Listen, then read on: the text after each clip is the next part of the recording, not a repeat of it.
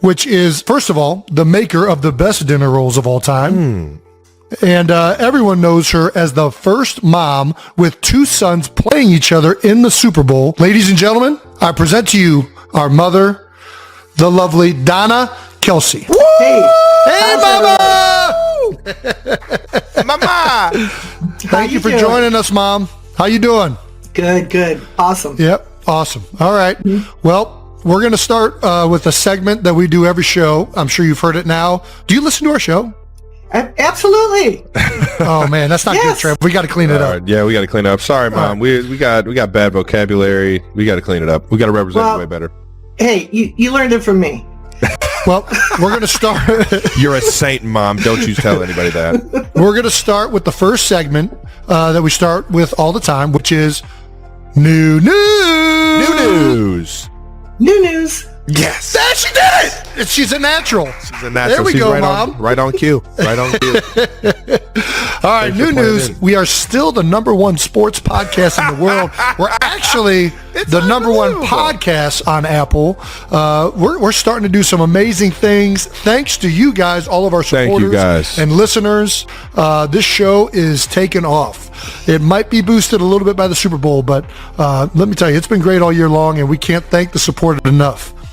The first thing we're going to get to with new news is the Reddit page. Ooh. We asked you guys on the last episode to get the show's Reddit page going because it is buns. Unfortunately, did too good of a job.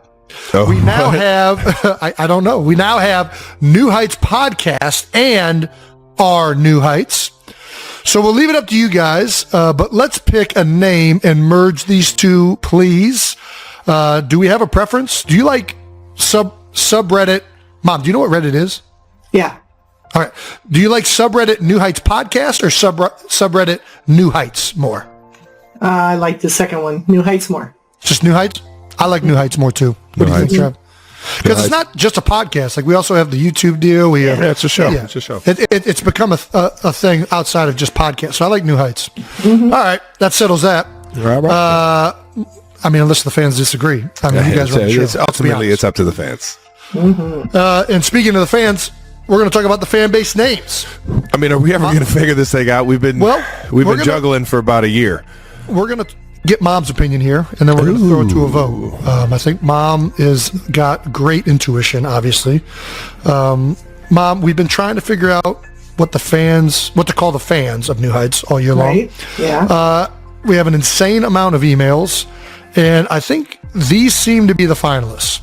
Okay. We have A, 92%ers, B, the hooligans, C, the newbies, or 4, and this is thanks to Travis desecrating a public official. We have, I don't know if that's the right word, but the jabronis. Oh. What do you think? A, B, C, or D? Which one's your favorite? I kind of like D. You like the jabronis? You're a jabroni fan? Yeah. You're in support of Travis shaming a public official? No, we're all kind of silly. You have to go and look what the Urban Dictionary says about jabroni and what it is. What is a jabroni? Does anybody know what a jabroni is? Ladies and gentlemen, I actually know. In session. Do you know what a jabroni is? What's a jabroni? It's basically a fool. So it's a fool? That fits really well, actually. If that's the actual definition of jabroni, we are definitely jabronis. That fits too well.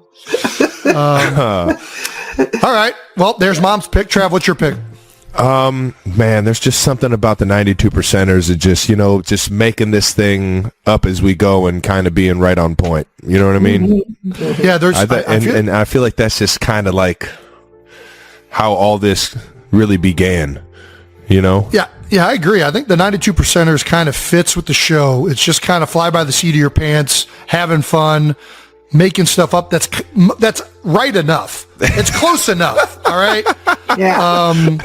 But in lieu of Mom's definition of the jabronis, that's pretty good. If jabronis does actually mean essentially just fools, I think that's a pretty good one for the show too. So I think both of those are probably my two front runners. But as always, it doesn't really matter what we think because we're going to take this to a fan It's vote. up to the people, man. Yeah, Yeah. We're part of the democracy, brother. We're Americans. We're all Americans. Well, not everybody listening. There's actually quite a few international listeners now. I've been And catching. thank you guys Yeah. for tuning in. Well, we're going to take this to the democratic process and take it to a vote, and we're going to get to the bottom, finally, as to what we will refer to the fans of New Heights. To the polls! To the polls All we right. go. Very good. All right, Mom, it's time. Yes. All right. Your interview time. is here. Okay. I've been waiting to get you for years. You do have a broadcasting degree, so you could probably do a better job conducting the interview. So I we'll guess let's start it right there. Mom, you do have a broadcasting degree. Do you have any coaching I points do. for Yeah. how Travis and I are on the show? Not really. You guys are doing a fantastic job. All right, Knew it. There we go. All right. Knew it. You're She taught nailing it. She taught Nailing taught us everything we needed to know already. But yeah, this is just us talking and having a conversation. We're gonna get into some fun stuff. But first, the first segment that we wanted to get into: Super Bowl questions that we have to ask. How's the last week been for you? You've been on the Today Show. You've bounced around. The ups and downs of Sunday. Really, just the ups and downs of my game because Jason had a walk in the park. How's the last week been for you? Oh, man, it's been so exciting. I mean, not to mention just having two games, on the same day that means so much, that to both of you. It was just absolutely crazy. So just nuts, and trying to get from the link to a bar to see you and make sure that we saw Jason's ceremony. That was the hard part, too. So, but thanks to Philadelphia police, it worked out really well. Philly police, gotta love them. God bless them. Did you go down on the field for the Jason's game? No, I didn't have credentials. No, Kylie and the girls came Jason, down. you did it. There's only so many people that are allowed on the field. That's what they say until Mama Kelce is there. No. There's no way this is they're what denying happens. you the field, Mom. Travis, Yeah. you complain enough until they give you more credentials, and I don't have the Complain? energy. Yeah. I don't have to complain. I just have to go to the people with the credential controllers and just be like, hey, my mom's trying to get down. Can I get a credential for my mother? Oh, of course. Well, here's the thing. I couldn't. But you do that beforehand. You don't do it in the middle of the thing Yeah. when you're up on the stage. You're right. Honestly, nobody that was at my game came down on the field because I didn't give out any credentials. So you guys caught me red-handed. I don't do this. Well, here's the problem. We only had a small amount of time. The NFL, in their infinite wisdom, decided to put both games back to back. So we literally, there was no time. We were lucky enough that we could see his ceremony and or the back of his ceremony. He was facing the other way, but it was just one of those things. It's just we wouldn't have been able to stay anyway. No, it's all good. It was adorable seeing Jason on the field with the girls anyways. Absolutely. That was the cutest thing. It was just so cute. Were you rooting for this specific scenario to happen where both Travis and I won? Absolutely. Yes. Okay. Yes, absolutely. I wanted both of you guys to get into the Super Bowl, and You wanted to see one of us lose a Super Bowl. I get it. What basically what it is I really wanted just pure joy. The first two Super Bowls, the ones that you were in, it was like tense. We wanted you to win so badly. It meant so much to get that one under your belt. This one is just going to be pure joy, pure fun. And, it's just going to be, you're both in there. How can it get any better than this? It's going to be the best day ever. Except for when you were born. Both you guys were born. It can't get any better. Thanks, Mom. Yep. It'll be the best day ever for you. It's going to be one of the worst days for Travis or I. We don't know which one yet. Yeah, we don't know. Well, Yeah. I got something that would probably make the day go better a lot more than just being in the game. Maybe a few touchdowns, maybe a win. That'd be pretty sweet. What do you think, Jason? If you won, it would not be sweet. It would be terrible. No, all right. Yeah, no, I hope you don't win, of course. That's Mom, you very said that you're selfish rooting of for you said you're rooting for offenses? yeah, I am going to be screaming the entire game. Whoever has the ball. I want it to be the highest scoring Super Bowl ever in the history of Super Bowls. Making But records. Let's do who it. who are you actually rooting for? I'm rooting for the offense. I can't pick. No. You can't say that either. That's a half-in answer. You're half committed. I can't You got to do root that. for a team. Sorry, I'm going to have both jerseys, half jerseys on. I'm rooting for both teams. That's all What do I there is tell to it. Fletcher Cox? Fletcher's going to be very upset with your answer. Tell him that I'm 50% with you guys. Yes. 50-50. 50-50. Are you going to be rocking the 50-50 Kelce jersey that I got you? That I got you? That Jason didn't get you? That I got you? That He was really upset the first time we all played, you guys played each other, because I was coming at him and the 87's on the front. And so I had to turn around real quick because I could tell he was pissed. he didn't know. He didn't know. I don't get upset. I don't. What? You know what was really sweet though? Cheryl Bosa, Nick, and Joey's mother, she texted me and she was just so sweet. And she said, being the mom of 2 NFL players, I just want to wish you the best. And so I'm sure that wasn't true because her son was playing against my son. But it was sweet that she did that. I'm sure she meant it. I know she did. I know she did. How did she get your number?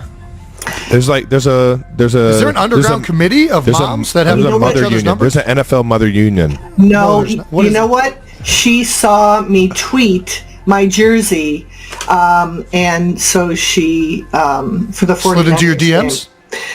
I don't know, but all I know is she said this is Cheryl Bosa, and we just chatted. Nice. It was really nice. Will you tell I really Cheryl appreciate it. We're big fans How do you know of it the was Cheryl Bosa? How do you know it was Cheryl Jason, Bosa? stop interrogating mom. You I'm just sicko. saying. This is online. Was she verified? Story. It was her picture, so somebody could have photoshopped that, but who knows? But no, I think it was really her because she came back to me the other day and just said good luck, and so it was sweet. This guy's out of control. Time out. We got to get back to the rooting. Okay, yeah, we got to get back to this. You've said in the past to both of us that you root for me because I've given you grandkids. I've always known that you root for Travis. Who do you actually root for? Okay, I have a question Let's for put it you. this way. Let's put it this way. In this one, you have the luxury of rooting for offenses. In a battle to the death, me versus Travis, who are you rooting for?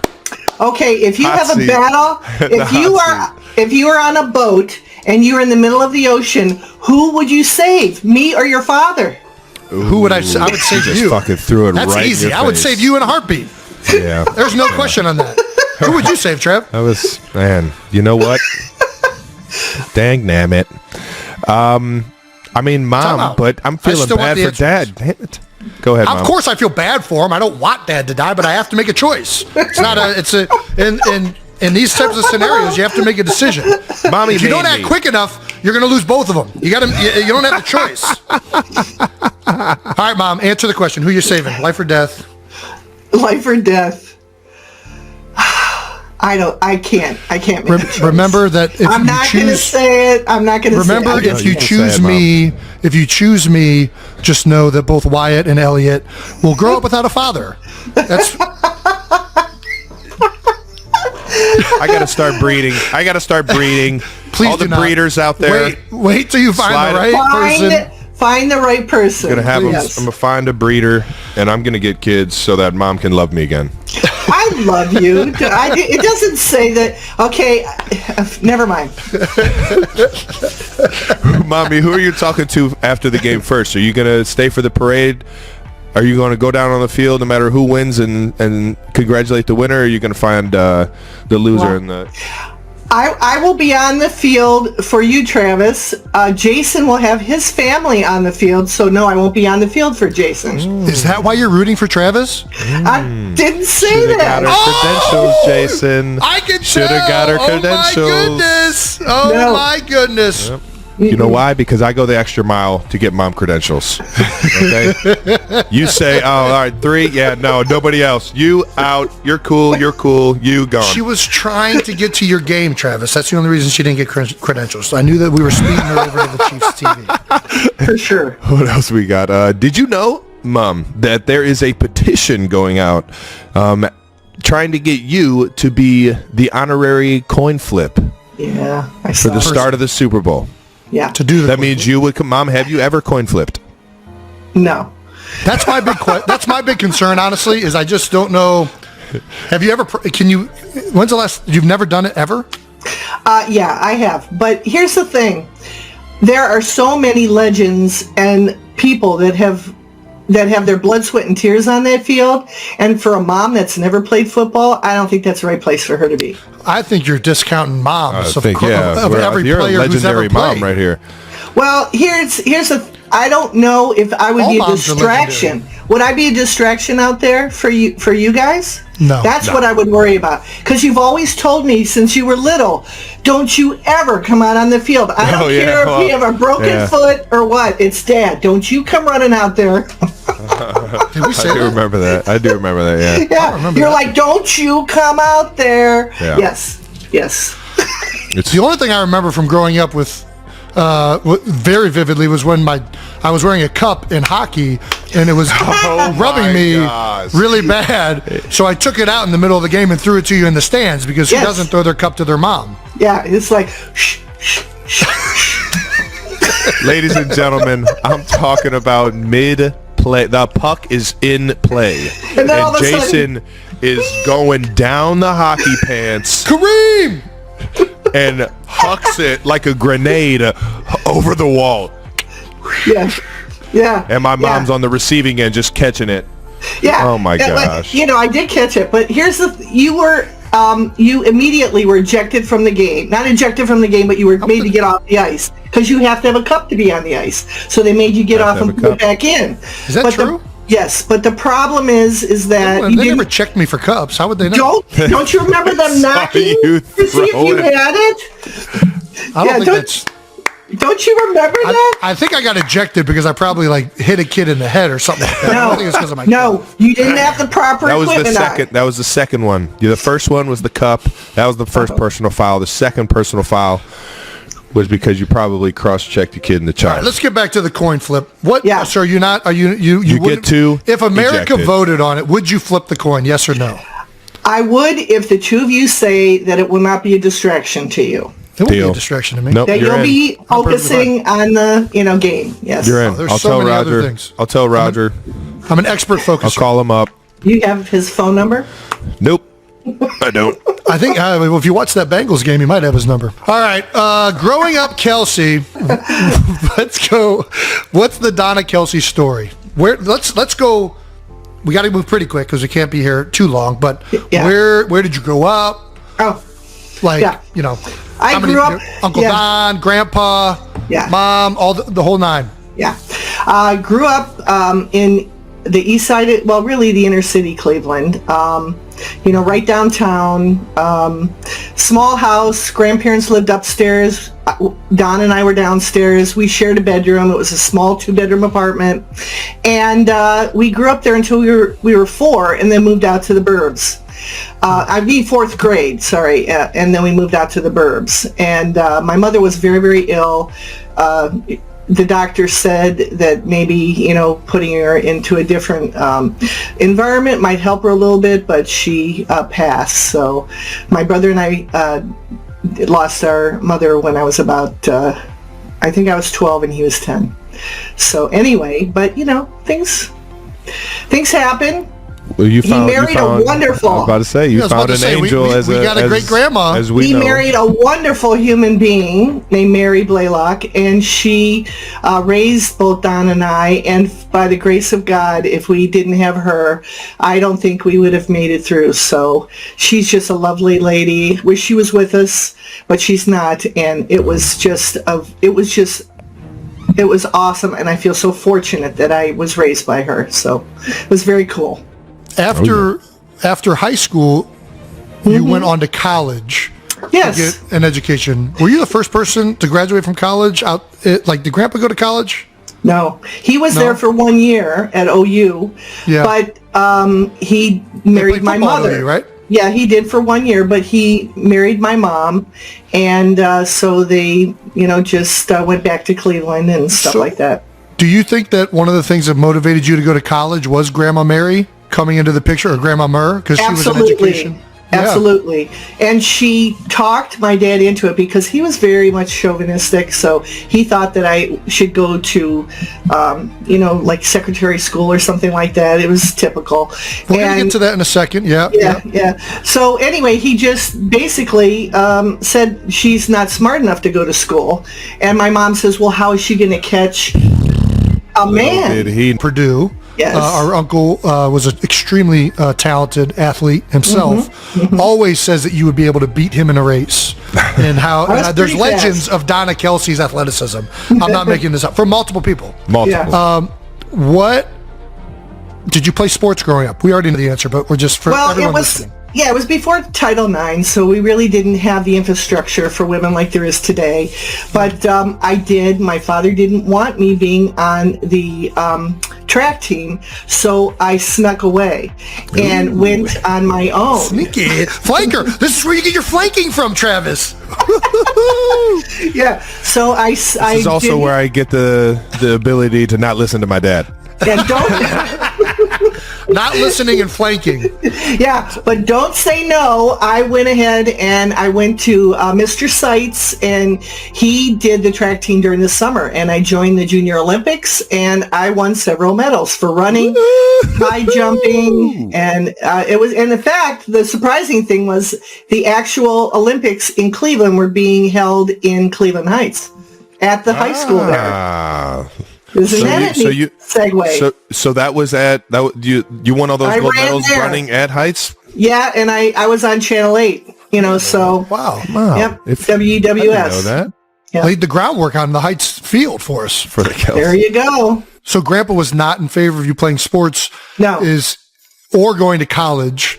No. But despite your own father not supporting you, you went and did it anyways. Yeah. And that was a lot because of what Grandma Murr kind of fueled you with, right? Yeah. Because Grandma Murr played field hockey in college, right? She did. Yeah. She did. She was also an athlete, it's just he supported me. Once I actually got to college, he paid for my education, so I can't. He warmed up to it, and he actually wasn't there on the come up, but once you proved it, he was on it. Yeah, he was okay. He just had preconceived notions. Sometimes you have to prove people wrong. Right, guys? Yeah, mama. All right now. So you went to college 4 years at OU, right? Yes. And you obviously got a communications degree. I did, yeah.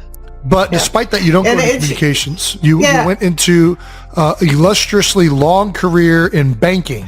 Yeah, it was weird. I had to go back to school, get my master's, because I didn't have all the math skills and accounting skills and things like that. So I went to BW and got that. But then I was okay to be a banker, and it worked out. I worked in commercial real estate.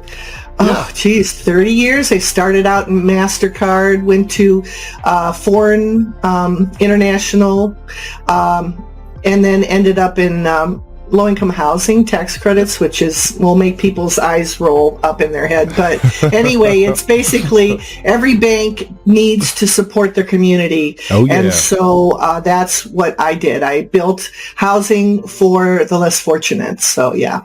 So somewhere along going into banking, you met Dad. Yeah. How did you and Dad meet? I don't even know if I know this. I really don't even know this, Mom. This is breaking news. How do we not know this? Okay, we were at Fagan's. Yeah, there's a bar in the flats. Jason, you've never been to Fagan's? I don't think so. Don't they sell perch? Yeah. Dad did take me there one time. Fish and chips. Fish and chips, baby. Okay. Yeah. Okay. So we just happened to meet there. He came up to me with the illustrious, I guess, pickup line was, "Did you say Joe?" And Stop it. And I said no. And he said, "Oh, I thought you said Joe." I said, "Is your name Joe?" And he went, "No, it's Ed." I'm like, yeah, what's yours? But that's okay. Wow. That's okay. We ended up chatting, the halls were there. I think Browse and even Cece was there. So everybody was having fun after work. I was supposed to go out with a guy that night, and we were supposed to go to a play, and I never made it. Your dad and I talked forever. You stood him up? You stood I that did. guy? How could you do that, Mom? Sometimes it sucks to suck, man. Yeah, it was meant to be. It was meant to be. It's I've just been the way it was. Yeah. I've been there. We all bounce back. He'll be all right. I'm sure he's doing just fine. Yeah. Probably never took another girl to a play, though. It was a good play too. I really wanted to see it. I think it was Chicago, I think, or something like that. Chicago. We've talked about this growing up in Cleveland Heights and all the broken windows and the floors that we went through and all the holes in the wall and. Yeah. By the way, yeah, I have one question for you. Who actually jumped over the couch and landed on it so that the feet of the couch went through our hardwood floors? Oh yeah, that wasn't anyone jumping, Mom.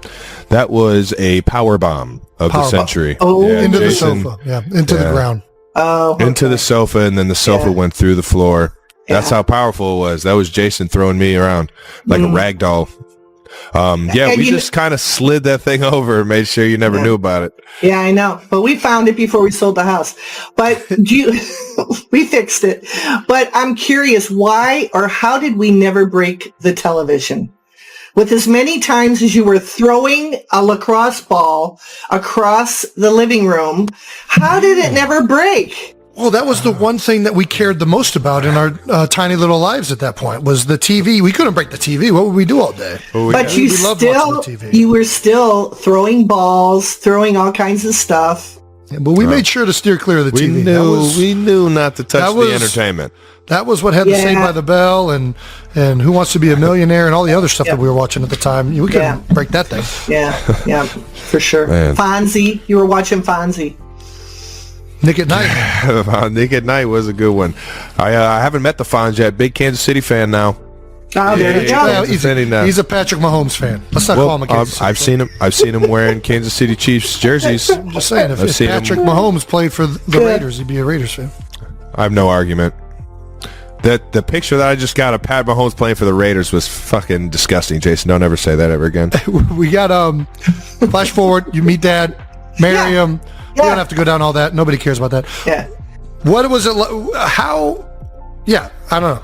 When did us two come into the picture? How did that? It was about 5 years. 5 years later, we were trying to have kids. It wasn't working for whatever reason, and I went in, and one day she just told me. She says, "You're going to have a little one," and I went, "Whoa!" So I knew you were a mistake. I knew you were a mistake. She just said that they were trying to have kids. What do you are? Did you not listen to anything? We were trying. We were trying. No, she was trying for this. She was trying for me. You was just like, oh. Let's be honest. Let's set the record straight. How disappointed were you when Travis was announced as a boy? No, I was not. You weren't hoping for a girl? I will say. Be honest. Be honest. Yes, I was hoping for a girl, but I got one. He's a fashionista.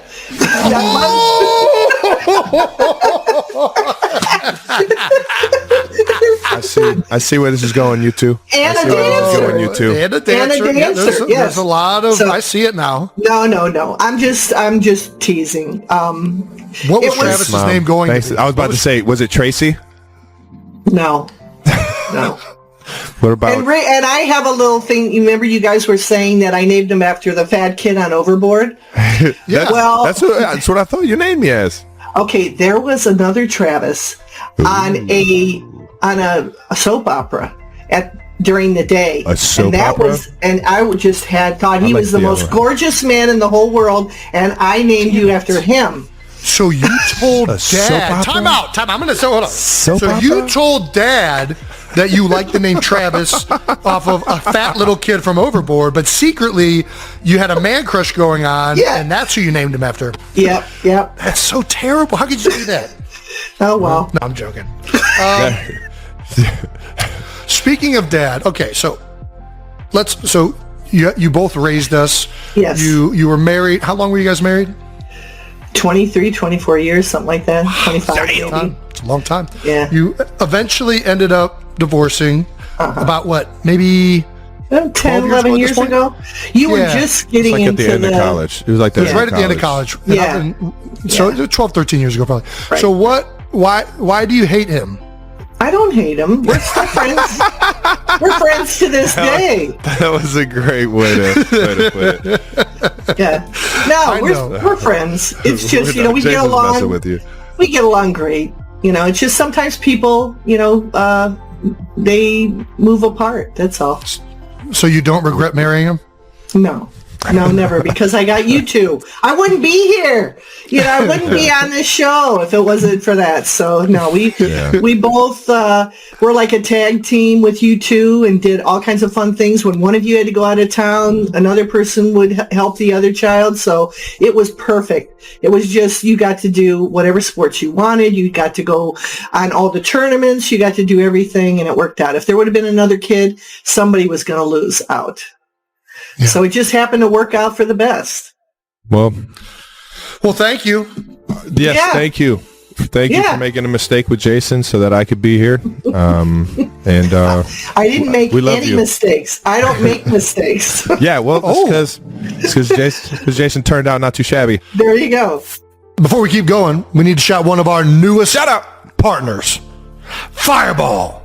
Ooh, that was intimidating. Fireball takes any event to the next level, especially watching the big game with friends. Fireball's iconic cinnamon flavor tastes fire and goes down easy, making it the ultimate crowd pleaser. That's why it's the #1 shot in America. What I really like about the Fireball shooters is that there's no shot glass needed. You just crack it open and knock it back. Jason, are you a big Fireball guy? I am, because I'm a big fan of just cracking it and knocking it back. Fireball is also sponsoring New Heights' Big Game Party on February 9th in Scottsdale, Arizona, and you can win a trip there.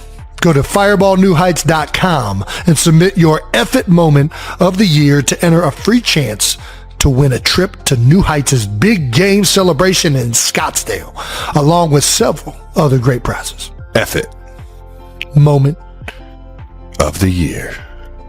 Scottsdale, Kelce Bowl, New Heights. Wow, wow, wow. Andres Iniesta, từ cậu bé nhỏ của làng Fuentealbilla đến người hùng mang về chiếc cúp World Cup lịch sử cho Tây Ban Nha. Iniesta không chỉ được ngưỡng mộ bởi tài năng trên sân cỏ mà còn bởi nhân cách và hình ảnh chuẩn mực suốt nhiều năm qua. Không ồn ào, không phô trương, nhưng mỗi lần Andres Iniesta chạm bóng lại khiến người ta phải lặng đi vì sự tinh tế và thông minh đến kinh ngạc.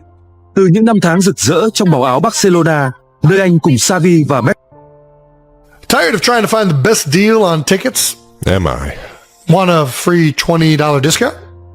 All right now. Well, SeatGeek is the answer. And if you don't trust us, you should just trust the 28 million people that downloaded SeatGeek and made it the #1 rated ticketing app. There are more than 70,000 events every single day on SeatGeek. Right now, we have NBA, concerts, festivals, Taylor Swift, comedy, all on SeatGeek. Okay, so you're throwing Taylor Swift in there. They always want to make sure that you're getting the good deal.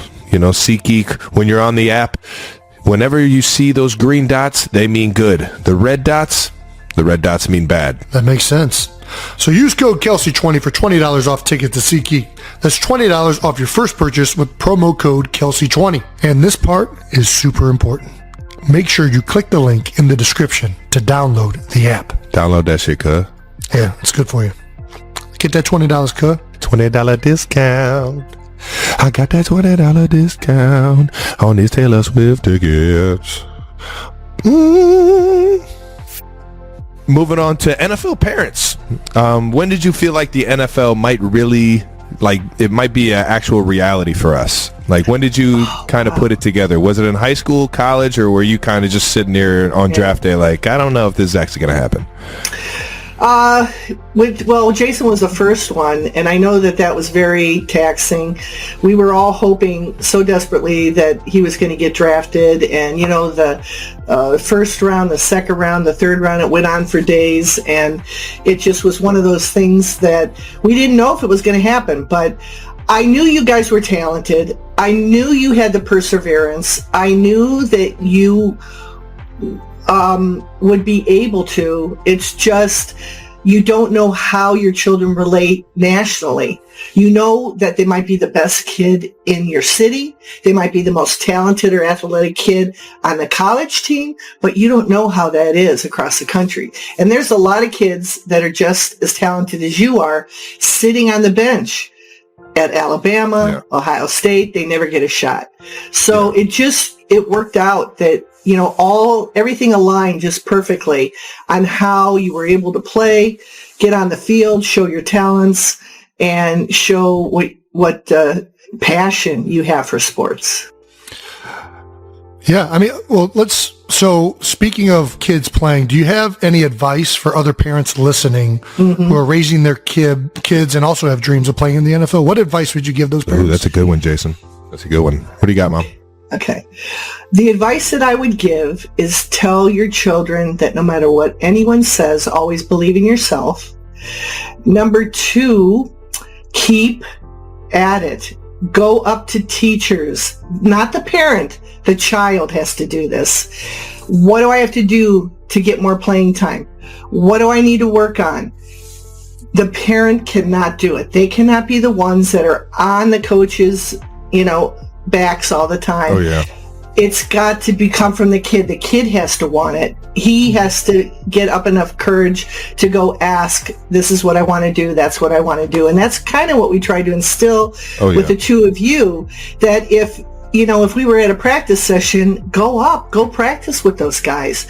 Tell the coach, I want to play more. I want to get better. That's basically we were definitely more curious than a lot of the kids growing up, but I think we both commend you and Pops, because all of my head coaches and coaches on every single sports team that I had, especially all the travel leagues and all the community leagues, they all said how much they love you and Dad for never complaining to them about playing time or why we're not getting certain looks or certain opportunities. You guys kind of just let us go out there and have fun, and our curiosity and our drive to have that fun on whatever playing field it was, because we loved playing every single sport growing up. That is at the end of the day what drove us to where we are today, for sure. And you fueled that. Yeah, for sure. And it just, you just have to, but whatever it is, whether it's sports or music or art, whatever your child wants to do, they've got to love it. And if they're not doing what they absolutely love to do, it's not good to push them into something that they just don't like. You gotta love this shit, man. You gotta fucking love this shit. Did you ever think about steering us in a different direction? Like away from football? Like, did you ever see Jason doing something non-sports related, like playing saxophone, and be like, dude, that's your ticket? No, I just supported what you came to me and said you wanted to do. We tried to make sure that you had that opportunity. There was sometimes we couldn't. I don't know whether it was both of you or just one of you said you wanted to go to Canada and be a hockey player. And I'm like, I'm not letting somebody else raise my kids. I'm sorry. That would be me. It was I was in a tournament in Niagara Falls in 8th grade, and Dad got approached by I don't know if it was a scout. It's probably a scout from junior leagues up in Canada, just checking out talent in this tournament that we were playing in. And we weren't playing the highest level at that time. We were playing kind of like community league hockey, AA hockey. There was AAA, and then there was, I think, one more division that was like kind of like more talent than what was in our league. But they said that the traditional way of trying to get to the NHL is in high school. You go and play juniors in Canada. And I looked at Dad, I was like, they think I have a chance? Like I could go to the NHL. Like, it was like the coolest day of my life. Like, what do they see? They see something in me? I could go be an NHL guy? And Dad looked at me and said, you think that you're going to go to school up in Canada? You can't even go to school in America. You think you're going to listen to some other family tell you to go to school? I'm just like, there's no way. And you're right. Fine. I'll just go to Heights. Yeah, and you're lucky you would have went to Quebec and you would have had to speak French. Oh, don't you start that one, Mommy. We all know French wasn't my forte. No, it was not. No. Yeah. What do you think we would be doing if we weren't playing in the NFL? Both of us. You would be, I'm trying to think of something. Well, I do remember the first time you came to me, Jason, when you were a squirt in hockey. I know a lot of these stories are hockey, but that's a lot of hours on the ice. And you came to me, and it was the first time you got to hit people. And you said, Mom, you were so excited. I finally found out what I'm good at. Nice. So, I've been searching. A lot of soul searching as a squirt. But really, I'll tell you, I think it's in your mindset that whatever you put your mind to, and I think you've proved it this year as in previous years, whatever you want to do, you will be good at. Well, you instilled that in us, Mommy. Why don't you tell your side of the Charles Barkley story? Because it's a little bit funnier on your side. Growing up in Cleveland Heights, on how I love to tell everybody what I thought my name should have been at the time. Yeah, no, it's just I was at the block party. We had block parties in Cleveland Heights because the houses were so close together. Shut down the streets. You get a permission from the city hall, and you would put like tables out and stuff like that. And we would put out the basketball hoop out in the middle of the street, and kids would just have a blast, and we would eat and everything. And so I'm sitting down and talking to my neighbors, and they're like, and I didn't know them very well because I worked during the day, so I didn't meet some of the moms, but it was like, so they said, there's this great kid named Charles. He is the coolest kid. He's so funny, and he's really talented. I'm like, really? Who's that? And they're like, he's over there. And I said, what a rapport. You said his name is Charles? I said, that's Travis. He went, no, he's Charles. And this was for weeks. You were telling everybody on the street that your name was Charles. So I knew you wanted to be him. And that was something that, and I said, no, your name is Travis. I know you don't like it, but you will when you get older. It's not a common name, so. CB34, man. Big Chuck. I still want to be you, Chuck. There you go. I still want to be you. It's been so cool getting to know him, but that story is it's definitely one of the awkward ones that I can always kind of just sit here and be like, yeah, I was just out here blatantly lying about my name. What do you think people listening don't know about being a parent in the NFL that's kind of interesting? Like, obviously you just talked about Miss Bosa, or the Bosa's mother, becoming do you parents become friends on teams? Do you guys team up like that, or tell us a little insight on the parent life in the NFL? Yeah, well, I'm going to start with college because it's a whole different you got scenario. Your Bearcat moms. You got your Bearcat moms. I love my Bearcat moms, and I still see them today. We get together once, not since COVID, but we've been getting together for a couple of times a year or once a year, and I miss them terribly. It's a lot of time on the road, going to away games and everything like that. When you get to the NFL, your children are adults, and they're dating people, and they're married to people, and they have their own children. And as much as they like to see you every once in a while, they don't want you there 24/7. So the one thing that I miss the most is just being able to talk to you. It feels like when you left the house, I didn't know that you would be gone forever. Man, yeah, I don't think any of us did. No, and it's just any of us did. And and Mom, you're more than welcome to come over here whenever. I'm not dating anyone, nor do I have kids, so you can. I got a room for you over here whenever you want to stop by. Sounds like you don't need her. We need Mom. We need Mom over here. Touche. I'll come out to Philly then. Yeah, but no, I think that's the hardest part, and I think you guys have found out too, that especially with the podcast, that you've been able to talk to each other more. You're so wrapped up, and the NFL is so demanding on a daily basis that there's sacrifices that have to be made.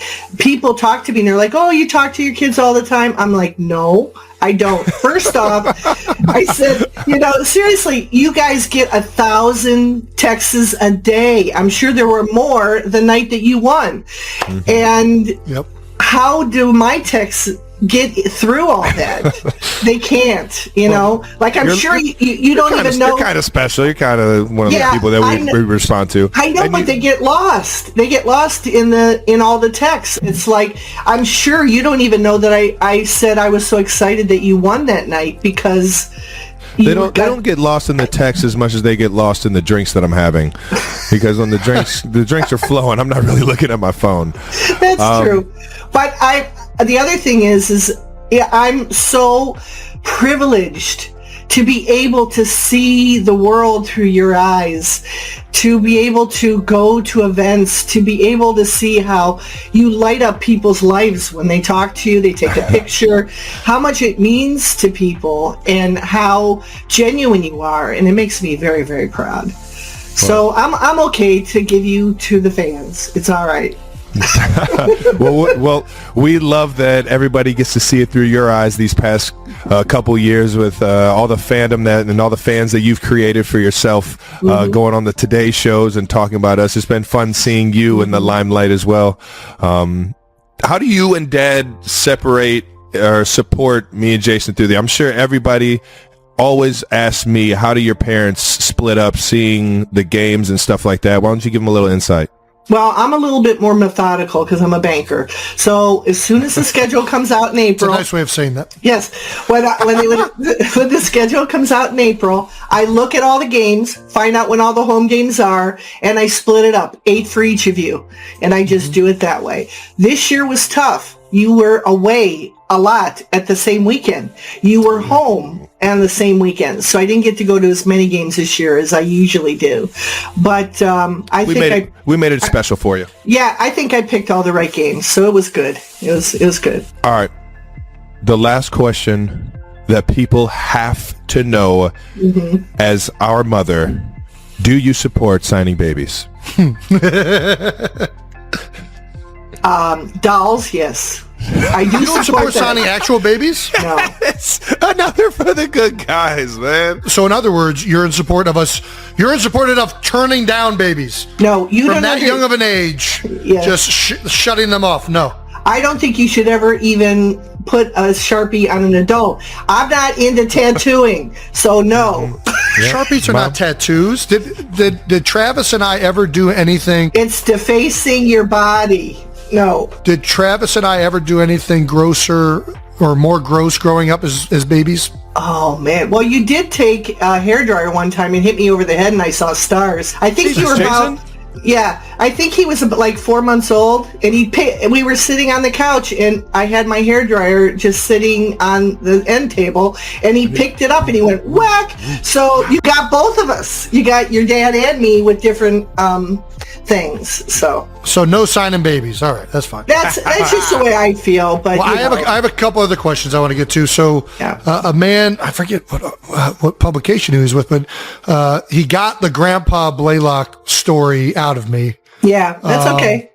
Why was Grandpa actually charged with treason? No. And what's the story? What can you give us the actual story? What reporter got this out of you? I'm trying to remember which one. I think it might have been the Washington Post, or I forget what it was. How did they find this out? Well, they were asking me about the quote that Grandpa gave me, and then I gave him the whole background about how this guy actually, he wasn't a great grandpa, but he was a great grandpa in the right moment. But yeah. Is that fair to say? Am I generalizing with Grandpa? Was Grandpa a good person? Grandpa was Grandpa was a narcissist, number one. He named me Donna. So that's one check for bad person. He named me Donna, and he named his son Don. So he's got both of his kids named after him. So there you go. His name is Donald Blaylock. Yes. For those of you. So anyway, it's one of those things where he was a wonderful human being. He got me to college. He paid for it. He raised He didn't believe in you. You just said he didn't believe in you. No, I know. Eventually he came around. Okay. After you proved it to him. You had to prove to your own father that you could do something. Yeah. And I think he told me when I was 40, he says, I never knew that you would make it in business. But anyway. This is 2 check marks in the bad guy category. We got narcissist and not believing in his own daughter. But the reason... I'm going to create a tally right now. Jason. Bad grandpa. Bad Good grandpa. I'm waiting for the good. Yeah. Well, anyway, he was a funny person, but All right. I'll give him. I don't think funny people necessarily makes you good. I don't think funny necessarily means good. Yeah. But because he's got so many in the bad category so far, I'll give him a check mark for fun. Well, basically what happened is he was upset because he was a salesman. They weren't selling the product to clients anymore. He decided he could do it better. So technically it was industrial espionage. He was stealing plans that they had already thrown in the trash. But he shouldn't have done that. It was wrong. He got arrested, but he was never charged, and he wasn't selling secrets to the CIA or to Russia. So no. So he's a thief. Yes. Well, that's all right. That's fine. I got to put that in the bad category, Mom. No, I don't want to. What? Why is that a bad thing? A thief? You don't steal stealing's things. bad. Stealing's Y'all don't bad. be stealing? This brings up a great story. God, I'm so glad we got on the topic of stealing. My brother, I don't even know if you know this story, Mom. Travis and I were walking around. What was the grocery store? Zigarras. And you know how they had the candy that was sitting out and you could put it in a bag? Ladies and gentlemen, I am not the only person that did this. Let me finish the story. And you would weigh it at the end and you would go and pay for the candy. Yeah. I am walking through Zigarras and Travis is just taking candy out and eating it right on the spot. I'm like, dude, what are you doing? And he's like, oh, don't act like you've never done this. I'm like, I've never done that. What are you talking about? Well, unfortunately, he's similar to me because I did that when I was a kid too. Well, so like you and Grandpa are all in cahoots. There you go. No. All right. Look at that now. All right, so he wasn't charged with treason. No. Well, are you sure? That's good to know. No, he never went. He was charged. He never went to prison. He never went to prison. No. So he was charged, not convicted in a court of law. No. The worst thing that happened was he had his pension taken away. That was about it. So. But he did help out the Russians. I don't think so. Which really, I don't want to get political. He did. That's where he sold it from. And not only did he help the Russians, that's where he met Stoya. Right? Zoya. Oh my God. Zoya. Oh my God. Well, that's another thing. Your father's been married 5 times. Charming man. He's been married Charming 5 times. man. Charming man. Was he faithful to all of these women? Of course not. He's a narcissist. I put it in the bad category. Another one in the bad category. And the other is filling up the bad category. And the other thing is that he just you had an uncle that was 2 years older than you, Jason. That's right, James. Yeah, who's now in China. 2 years older. Time out. So we've established Grandpa's a thief. Mom's a thief. Travis is a thief. Was James or was he not charged with treason in Korea? It wasn't treason. Well, they made him leave the country, didn't they? That's because he was a DJ and he was cutting in on somebody's territory. What? Yeah, James is a DJ? In Korea. Yeah, he lost a lot of weight. He became He was over there K-popping? He's over there K-popping? Baby. That's right. He was K-pop? Yeah. This whole time?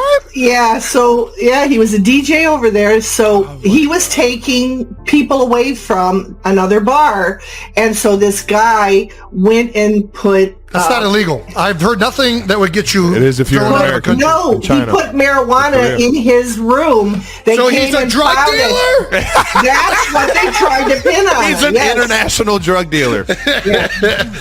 Let's be honest. No. Marijuana, I'm okay with that. Yeah. So Are we sure it was just marijuana, though? I don't know what it was. So I'm waiting for more good things from Grandpa's side of the category.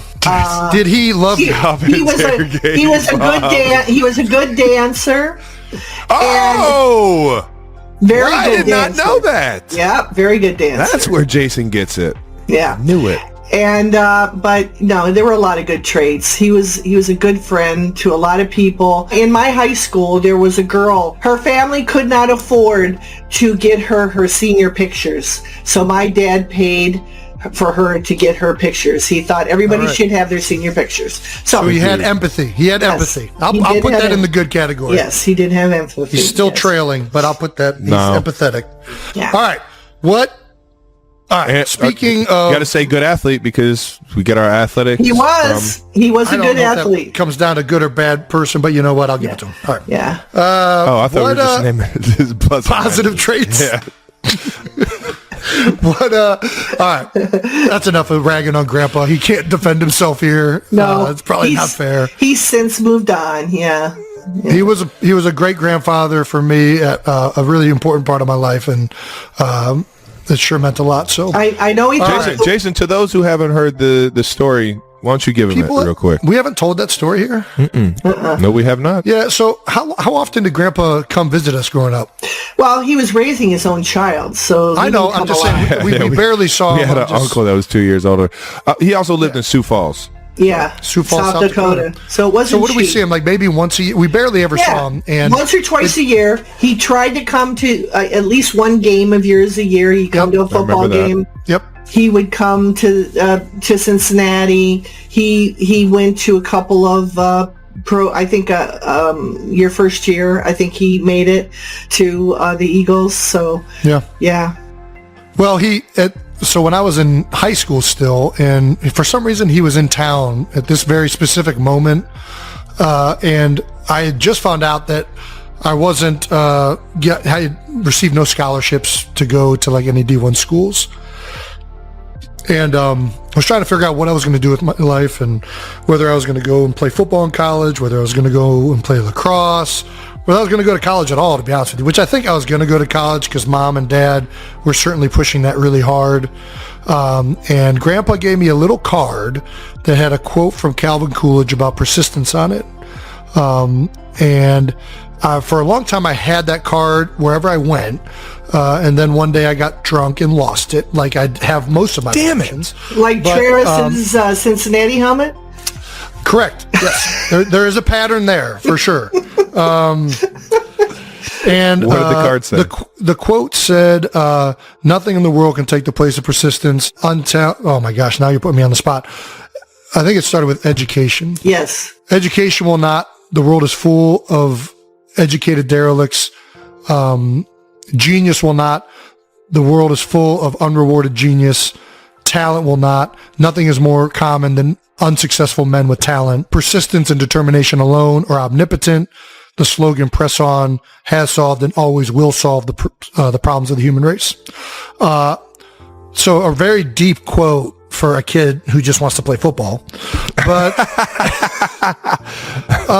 it really hit me for some reason at the right time, and combined with my mom and dad supporting me, motivated me to try and play Division I college football, because I could have gone Division II or III as well, or 1AA, but Mom and Dad really, because I had some partial scholarships, but Mom and Dad were very adamant that wherever I wanted to go, they would make it work. We'd find a way to make it work financially, to just go and try and play wherever you want. And went to a University of Cincinnati visit and fell in love with the Bearcats and the university, and decided to walk on there. And I don't know if that would have happened without Grandpa giving me that quote. So for all of his womanizing and thievery and treason, he was a great grandpa at one moment. So thank you, Grandpa, wherever you're at. You wouldn't be here without him. Exactly. All right, let's cut away from Grandpa. We've talked about Grandpa. We're going to get back to Dad, because there's a question we want to know. Did you know that Dad was trying to communicate with aliens? Yeah. He told me about... What he said, though, was that he was sharing his computer juice, whatever you want to call it at that time. He called it juice? He called it computer juice. Yeah. I think it's the hard drive. That's what he was sharing with NASA. It is, yeah. With NASA. And they were trying to find, extraterrestrials. And so, he told me about it. At the time, what did you think of when he told you this? I think I'm not one of those individuals that At the time, when he told you that, what was the first thing that happened in your head? I Be said, honest. are we being paid for this? How are you not a cop, Jason? How are you not a cop, dude? You are unbelievable. But the funny thing is, now you believe in aliens. Like you are. She was always on board with aliens. Not just that she was aliens always are on out board there, with aliens. Not just that aliens are out there. You believe that aliens have been to the planet Earth. Yeah. To the planet Earth. Yeah, they're here, Jason. Yeah, I can't believe that we're the only ones in the universe, that we're so... I'm with you. I agree with you on that. I do think that there's aliens out there. I just don't think they've been to the Earth. But last question, Mom. This is arguably the most important question that I have to ask. Yes. I've been saying last question for about 10 times, but this is the outro right here. This is the real last question. Was more memorable? Mm-hmm. Our birth, our draft, or our Super Bowl this year? Ooh. Our first Super Bowl, it says. Oh, our first Super Bowl. I'm sorry. Yeah, man, that's rough. Which one do you remember the most? Well, through the births, I was so excited. No, your birth was... You were also drugged. That I wasn't really drugged, but I had a, what do you call it, epidural or whatever. Epidural. So yeah, so you're not really drugged, but that's fair. You're just can't feel anything. So but that's how I play football. Yeah. So anyway, it was. I don't know. They're all such wonderful things. Each time you win a game or you do something like when you played the saxophone on at Severance Hall, anything like that. Whenever you do something like that, it just brings me pride, and I cry. So I'm a crybaby. So that is what it is. So you've always made me proud.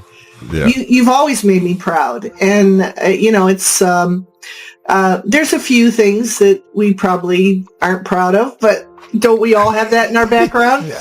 So yeah, but I'm telling you, to come through what you both have had to come through and have to overcome, it may not be as much as other NFL players that have gotten to where you're at, but it still was difficult for children, to get through. It wasn't easy. It wasn't easy, that's for sure. It's a grind, no doubt. Before we let you go, Mommy, we're going to turn the floor over to you. Are you just being thankful for all the people that have been in my life, and how, man, I'm choking up right now.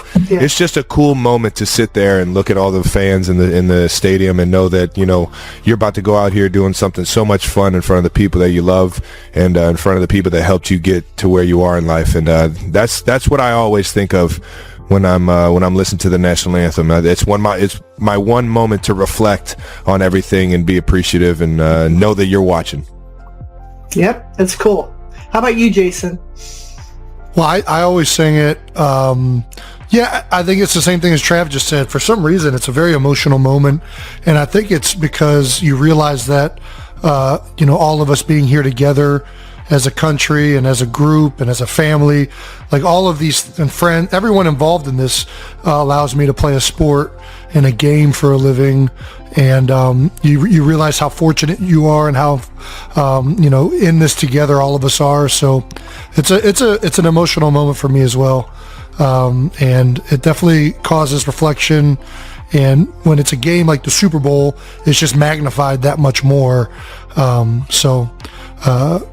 think I'm right there with you, Trev. All right now. Very cool. All right now. Well, we're hopping on with Dad next. Okay. You got any message you want us to relay to him? No, not really. Alrighty. Just see him next weekend. Yeah. All right now. See you in the desert. Oh, Mom, I love you so much. I love you so much. Okay. Can't wait to see you this week in Arizona. Oh, it's going to be pure joy. I mean, I'm going to love that game. I'm not going to want it to stop. That's the problem. Deal. Do we need two? Do we need to run this back next year? Just to absolutely run right back. You both have to be in the Super Bowl next weekend too. Next year. Yeah. Next year? Yeah. I said it. That means you got to play, Jason. You guys are crazy. You got to play. It's official, ladies and gentlemen. Jason is not retiring. Mama Kelce got him to say that he is in on the Super Bowl rematch. Oh, well. All right. Thank you for your time, Mommy. We'll see you down in Arizona. The good thing is both of you play each other. You're playing each other in Kansas City next year. Ooh. next year in Burrowhead. No, that's Listen, not you nice. fucking jabroni. All right. Yeah, for sure. I love you, Mom. Thanks Love for you. Thanks Love for you joining too. us. Kiss my grandbabies for me. I will. Thank you. Dee Dee said hello. All right, Okay. mommy. Tell Kylie I said hi. Love you. Both Love of you a lot.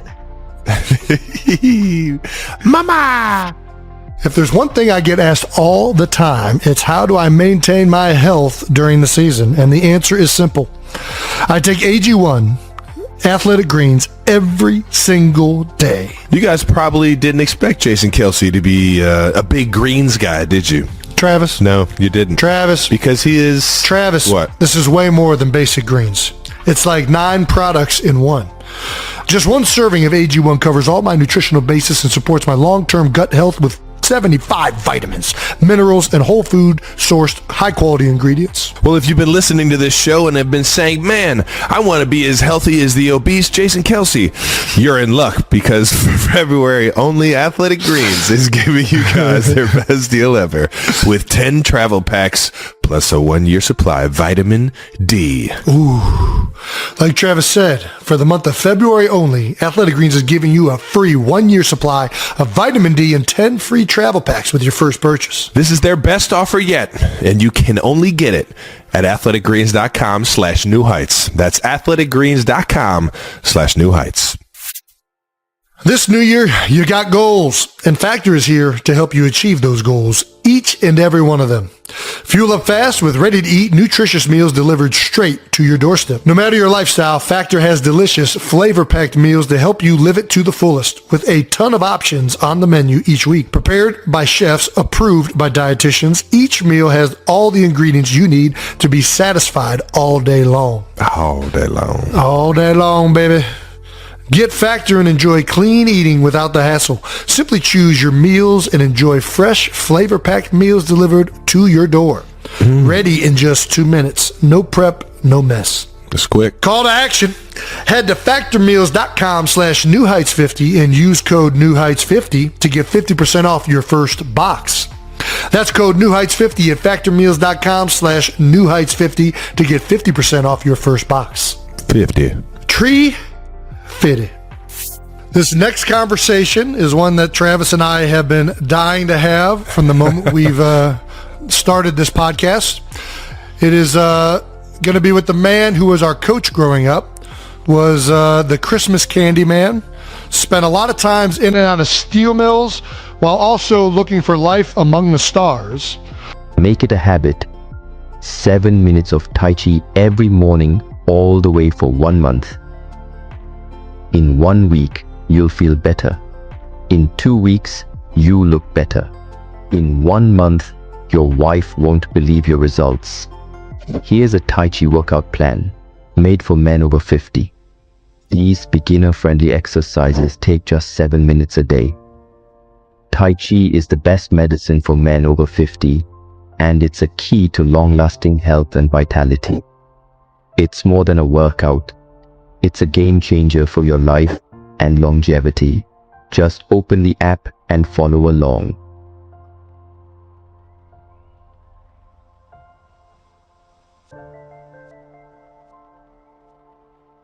Our next guest is our papa, the first dad of 2 sons playing each other in the Super Bowl. It is, Epic. ladies and gentlemen, I present to you Ed Kelce. Yeah! Yellow Ed Kelce. Yellow Ed Kelce. Anybody that's ever called our house in Cleveland Heights has heard the famous and infamous Yellow Ed Kelce. His pops would work from home, and he would always, have his slogan right as he answered the phone. So that's a little shout out, a little love to everybody back in Cleveland Heights, man. Well, Dad, thanks for being here. Have you seen the show? Everyone, haven't seen the last one. Haven't seen the last one yet. What are you Ooh, doing? the last one was a It's good been one. like our most successful one. Or was it?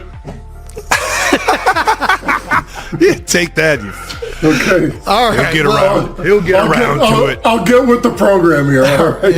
If you haven't seen, or if you've seen the I episodes, actually haven't seen them at all. I listened to them. you listen to them. Well, Yeah. if you've listened to them, you know that we're not experts. We're not at all. What's the word I'm looking for? You're not professional. That's what the word I was looking for. See, this is what Dad. That's good. Dad's here. You're not media professionals. That's right. We're not. I We're don't not have to watch a qualified. podcast. I don't have to watch a podcast to figure that out. We're not qualified to do interviews. We're just going to have a conversation with our dad, dad and two sons having a convo. But I think people are going to love it. So, Trav, why don't you lead it off? Let's lead it off. Our first segment, Pops, is the Super Bowl questions that we just have to ask you, bud. Go ahead. And so we've known for about a week now that we're going to be playing in the Super Bowl, Super Bowl 56? 7. How do you not know? 7, Travis. Can you read Roman numerals?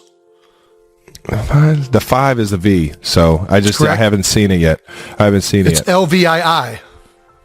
Nice. Well, that would be 57. What's LIIV? 52. 3. Dad? 53. There we go. 53. Pops is here. That's why we got Dad here. All right. You can have that one. Pops, how's the last week been for you since you found out we were going to the Super Bowl? It's been crazy. It's been fun. It's been crazy. It's been. I have had a little taste of how your phones get blown up. Oh yeah. That is with text messages and emails and calls. I now understand why you do not answer. How do your you do it? phones. Yeah, I was wondering how you deal with it. How do you deal with it? What do I do now? I don't answer my phone now. Dad, you have to at least get Well, back. I'll tell you what I do is I get back to people that I've talked to in the past. That is John, a couple of writers, including John Kosich is one of them. Got back with John a couple of times. Certainly talked to Andy Baskin. Talked with the radio show there. So you're mostly talking about just media requests and people wanting to, get you on. I don't. Like that, yeah, I've heard from cousins. I thought I died. Well, thank God they're not, and they reached out to let you know they're here. I'm hearing from people I haven't heard from 50 years. Who's your favorite person you've heard from?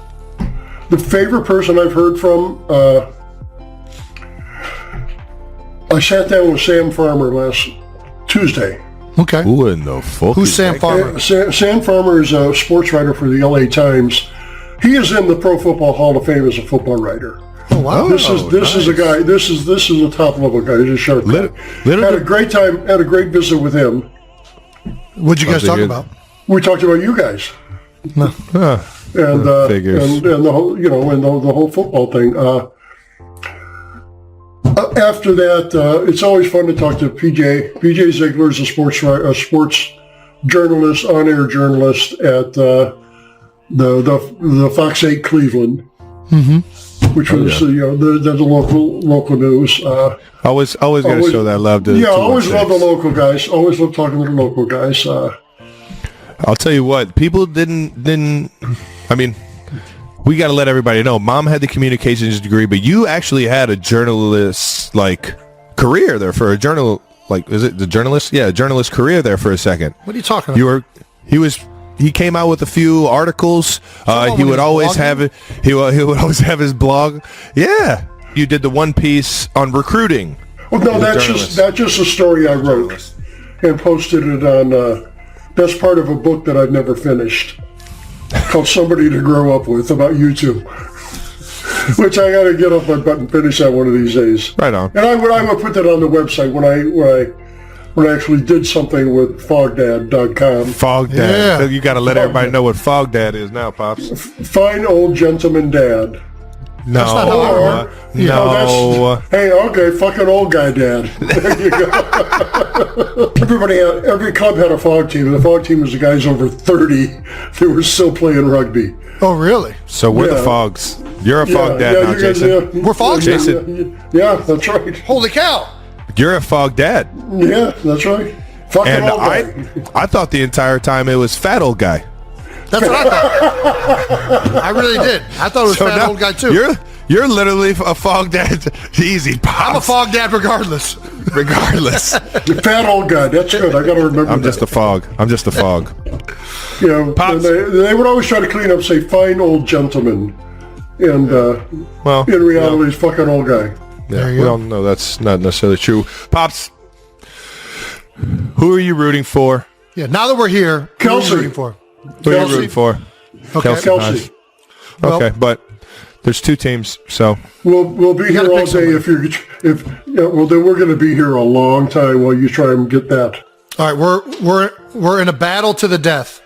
One of us has to survive. Who are you rooting for? Both of you. I don't. Both of us? I don't. I'm going to go. both of us to fucking die?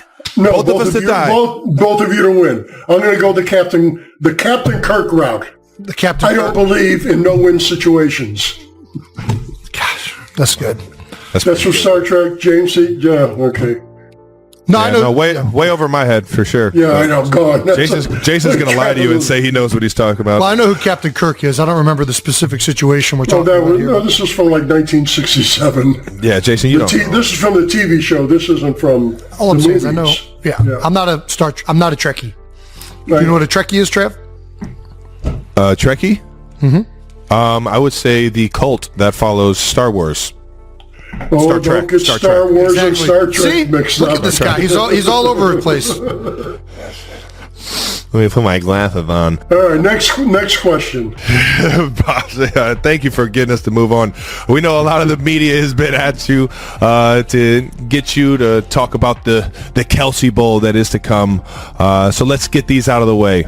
Okay, go. We've already asked you who the favorite is, and you said me, which I love you for that. But who are you talking to first after the game? The winner or the loser? Probably the loser. You have any reason for that, or Somebody's going to feel pretty crummy, Yeah. and I want to be with them initially. Yeah, Trav said that, Mom can't lose. But actually, Mom is going to lose, and you're going to lose, right? There's going to be a winning and a losing? No? No, one of you guys are going to lose. So you're not going to lose with one of us? You're only No, going with the winner? I have already won, dude. You've won what? I'm on the most popular podcast in sports with my That's son. right, number one sports podcast in the world! I've already fucking won, okay? All the rest of this is just window dressing, all right? You're never going to get the answer you want if we're going to talk about winning and losing the Super Bowl.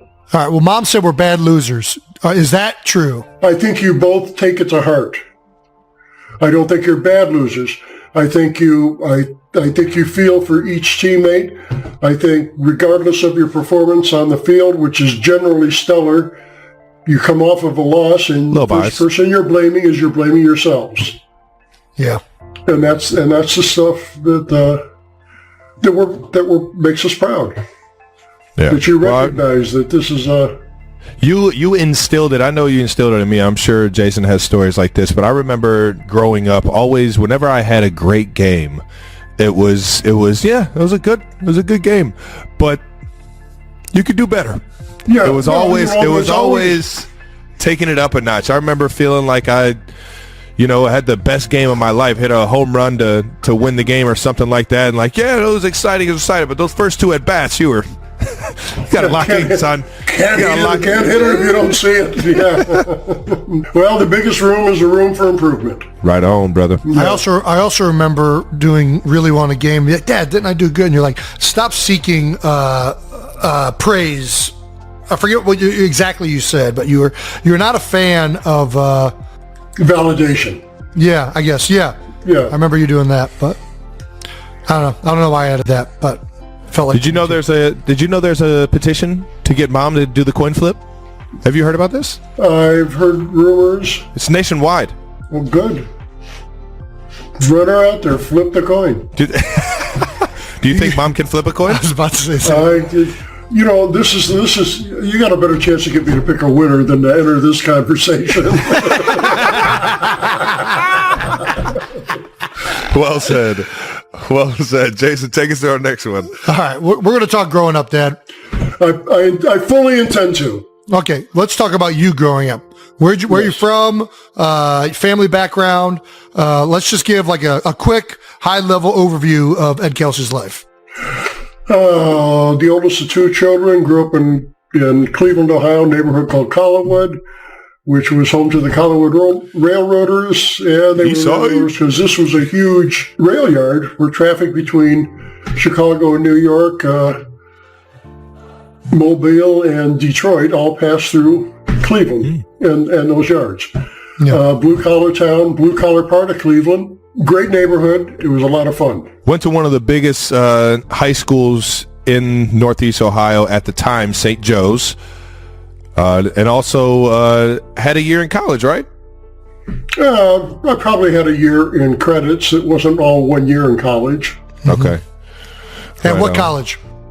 I did a quarter and a half at Ohio State. Ohio State? The Ohio State, yeah. Dad was a Buckeye, man. Ran out of money, had to come home. Among some other problems that we're not going to divulge here. Went to Tri-C for, I think I've got someplace around a year and a half of credits, someplace between Ohio State, Cleveland State University, and Tri-C. What did you do after college? Well,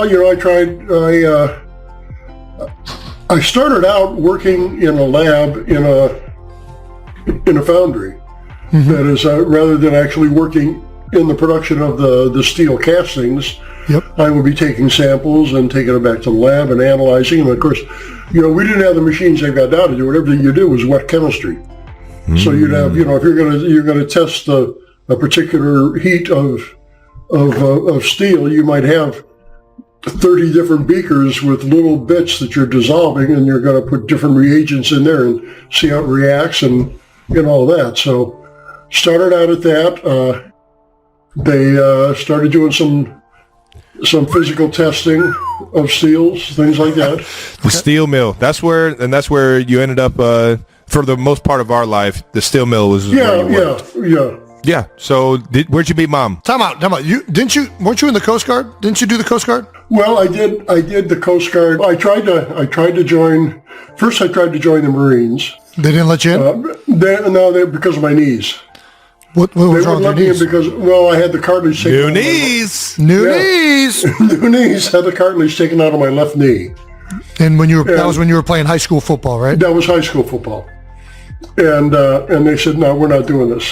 Then I went to the Army and tried to enlist in the Army. Now you got to remember, everybody in my family prior to me was in the service. I mean, but we're also talking about everybody in my family lived through World War II.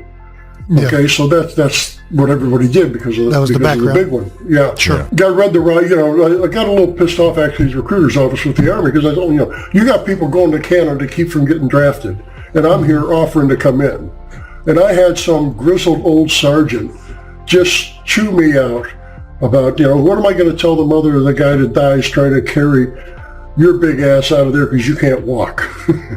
A legitimate point he had. Fair point. And he said, you want to serve your country, you want to be in the service, you could try the Navy or Coast Guard. I'd recommend the Coast Guard. The Navy's going to give you shit about your knees too, about your knee.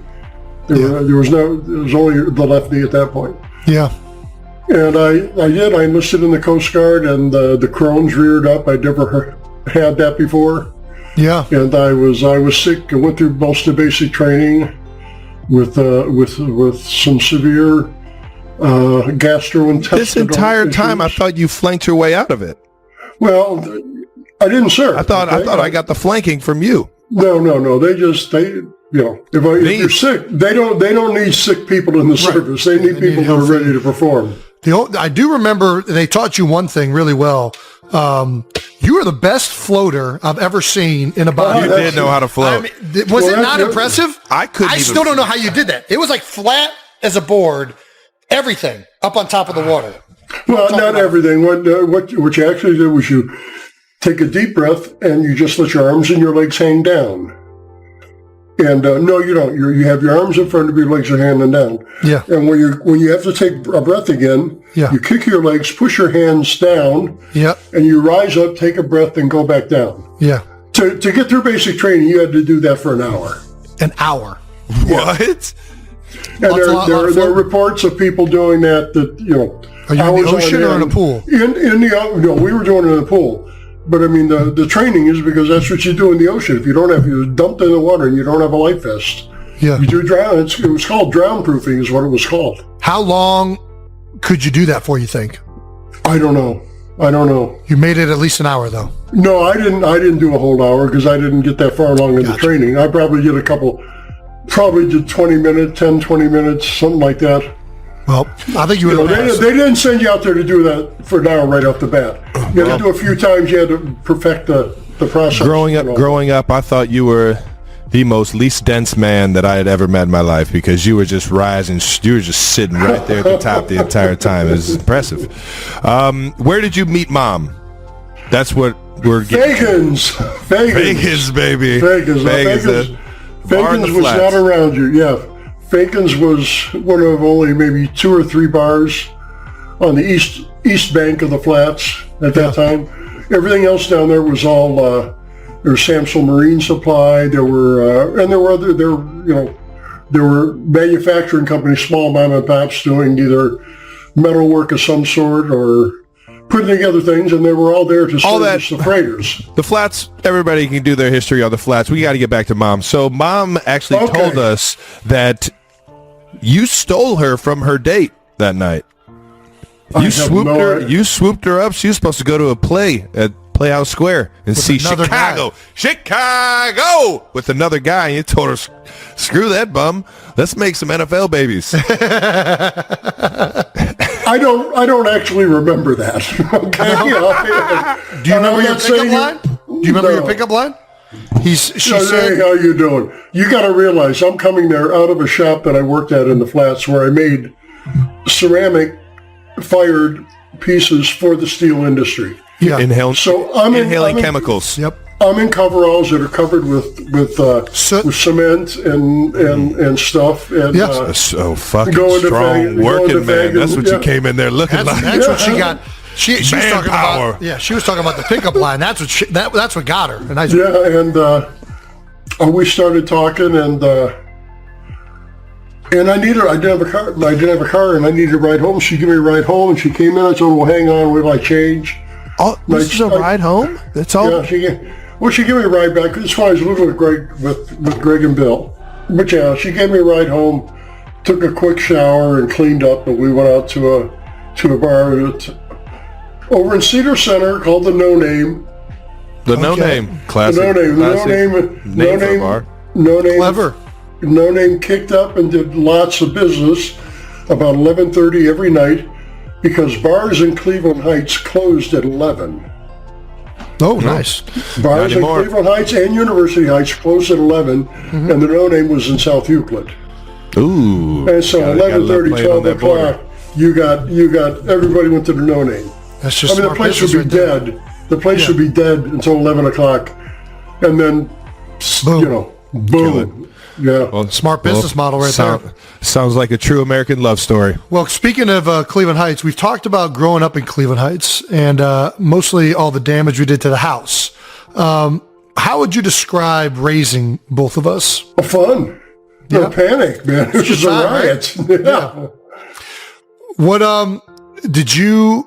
Yeah, I mean, you made us a mini stick arena in the basement out of plywood and carpeting on top of cement, which I don't know how we were able to do that. And the cement was so bad. Yeah, so bad. Well, but you remember the carpeting was that thick rope sisal carpeting. Oh, I remember. Which is kind of rough when it scrapes your skin, but it's a good pad between the concrete. It was a thick carpet. Bones. Yeah. Exactly. When you built the mini stick arena, how heavy duty did that thing need to be built? What do you mean? I don't know. I cut the boards and just found ways to prop them up. Yeah. If I would have, for instance, I could have. Did you have to get architectural drawings? Put 2x4? No, fuck no. I just take 4x8 sheets and rip them in half. I had toyed with the idea of taking 2x4s as backing, is to hold them all together, to keep them more rigid. But then you're talking about something that's not going to be allowed to give to. Yeah. And I really wasn't too concerned about you two. It's not realistic. But I also knew there were going to be a boatload of kids down there that I don't want somebody else getting hurt. Did you think about splinters? No. Because I got a fuck ton of those. Yeah, all got them. Yeah. I mean, I knew they were coming, but It's good for the immune system. Got to build up the immunities. Good point. Good point. Big immune system guy. I actually expected that thing to be destroyed like in the first couple of weeks. It lasted. The boards Lasted would get years. broken. Years. It lasted a couple of years, yeah. Yeah. It was pretty good. We had the sports complex outside too, though. Don't you? Let's not. We used the house and the garage as backstops, or we part of the rules of the game. When you got fired up in hockey, we did the thing. I made a PVC goal, and then through a badminton net, weave that around that, and so you guys could shoot, outside on the driveway, shoot pucks at the goal, and you would miss the goal, and we have these indentations in the garage doors all over the place. Then we would turn it around, and there go the windows in the basement. Boom, boom, boom. Had more dents than a Pro V1. Yeah. What Hey, we can't forget though. We can't forget hand baseball. Yeah, I was about to say, That was that was so the best. big. Yeah. That was so big. That was so much fun. What were the rules of hand baseball? The rules of hand baseball were It's like kickball rules. yeah, like kickball. Yeah, you hit the ball with your hand, and if you field the ball and can hit him before he gets with the ball before he gets to first base, he's out. Yeah. If you can hit him anytime you've got the ball, if you can hit him when you're not on base, he's out. Right. And if you hit the house, it was below Home a run. certain amount. Well, was the house a home run, or was it above a certain height was a home run? No, if you nail the house, it was a home run. Yeah, we didn't start playing the levels until we got the wiffle ball, and we started That's playing right. wiffle ball. Yeah, and because we were playing with rolled up socks, if you remember. I do not remember that. I remember that a little bit. Rolled up socks. We did hacky sacks, but the hacky sacks, every shot was a home run with you two. Oh, okay. So I started just rolling up socks home run and doing guy. that because it wouldn't go that far. Nice. All right now. Made it a little bit harder. But it was great exercise. I will never remember. I'll never forget. Excuse me. Uncle Don comes over, and of course he lived in Parma Heights. And he comes over, and he's going to play hand baseball with us. And he played, and we have a great time. And the next day he calls it, he can't move. His arms, his shoulders, his legs. And it really was a good workout. I mean, for an adult, because you're doing a lot of quick twitch moves. Yeah. It's almost like a continual cone drill. All right, Pop. You just got done talking about handball and all these things. What made you get Travis and I in sports? Why were sports so important? Well, I didn't get you and Travis into sports, and sports weren't all that important as such. Mm-hmm. It was more of a natural progression of what you guys wanted to do. So, my thoughts always as a were, kid, though, you don't really know about sport. Like, what was the first thing we did was what, t-ball or soccer? The first thing you did was you're a toddler on the living room floor, and you rolled the ball to me, I rolled it back, and we played that way. And that's where it all started, and this is where we're at today. Okay. So at what point did you sign us up for t-ball or soccer? First opportunity. And 5 years old for t-ball. did you coach immediately with t-ball? Because I know you are coaching youth baseball. No, t-ball was hard when we were on the west Hard side to of watch. North Ridgeville. No, it was. I get it. There were a lot of people wanted to be coaches. It's more like and that was daycare. fine with me. I'm not, I'm just, we just have fun. You know what I mean? I do Then remember went you to giving me- Cleveland Heights. I do remember you giving me one piece of coaching advice in t-ball, which was you pulled me aside and you said, Jason, none of these kids can throw and catch. After you hit the ball, just keep running. And I had like 4 in the park home runs. And I was like, man, this guy's a genius. Yeah. And for the life of me, I couldn't figure out why other parents didn't do the same thing. You know what I mean? Nobody took it that serious. Nobody was like, how can I get my son out? I didn't want a home run. Don't stop running. Oh my gosh. Legendary, man. So you didn't coach us in t-ball. When did you start coaching us? I did coach. I coached Travis in t-ball In the Heights. because I was in the Heights. Gotcha. And did that, and that same time I did that, you were in coach pitch Yeah. at Heights, and it wasn't a Heights youth program. It was run by the school, actually. Community services. Services. That wasn't a Heights program, though? It was in the Heights, and it was Heights Community Services, but it wasn't Heights Rec. Gotcha. So it wasn't up at Forest Hills. And and this was all, touchy-feely, Oh yeah, touchy-feely. It's Coach Pitch baseball. What are you talking about, touchy-feely? You can't get much more touchy-feely than Coach Pitch baseball. I went out to pitch one time, and I threw it overhand. And there were parents there who objected to overhand pitch. Gotcha. I have to throw it. Everybody has to get it underhand. Everybody has to go underhand. Yeah, that's when we... And you were like, all right, this is not the level of baseball that I want our kids going. So we went over to community service. I throw stuff underhand to you, all right? Mm-hmm. And everything is a line shot where you got little kids scared to death, every time you come up. So is that a safety? Is that a safety? And it's just, about to say stuff I can't. So you're never gonna. No, it's cool. You're never so gonna. we did underhand. Yeah. And at that time, Heights youth baseball had just consolidated. They had like 3 different programs going on at the same time. That is. Between travel teams, and there were 2 now, like a little league organization, and I forget what the other one was called. And they had just consolidated everything. And Vince Johnson, I kept telling him, I gotta just put this kid in kid pitch. He'll be fine. And he said, I can't do it. He says, everybody's going to want to do that. And I said, all right. So we took Jason we went to South Euclid to play. Yeah, you played 1 year of kid pitch in South Euclid when you were 7 years old. Yeah. Denison, yeah, though, right? 7 or 8. Yeah, a lot of them at Denison. It was, the coach was a great guy. You remember you had the hockey coach your first year. Yes. Joe talked to the coach that his son played with. They said, yeah, just come on out here. And so we went out there, and you had a great time. It was fun. Mm-hmm. And you did well. You weren't. I didn't like you being either one of you guys, but it really started mostly with Jason. I didn't like you being on a team where you were the stud.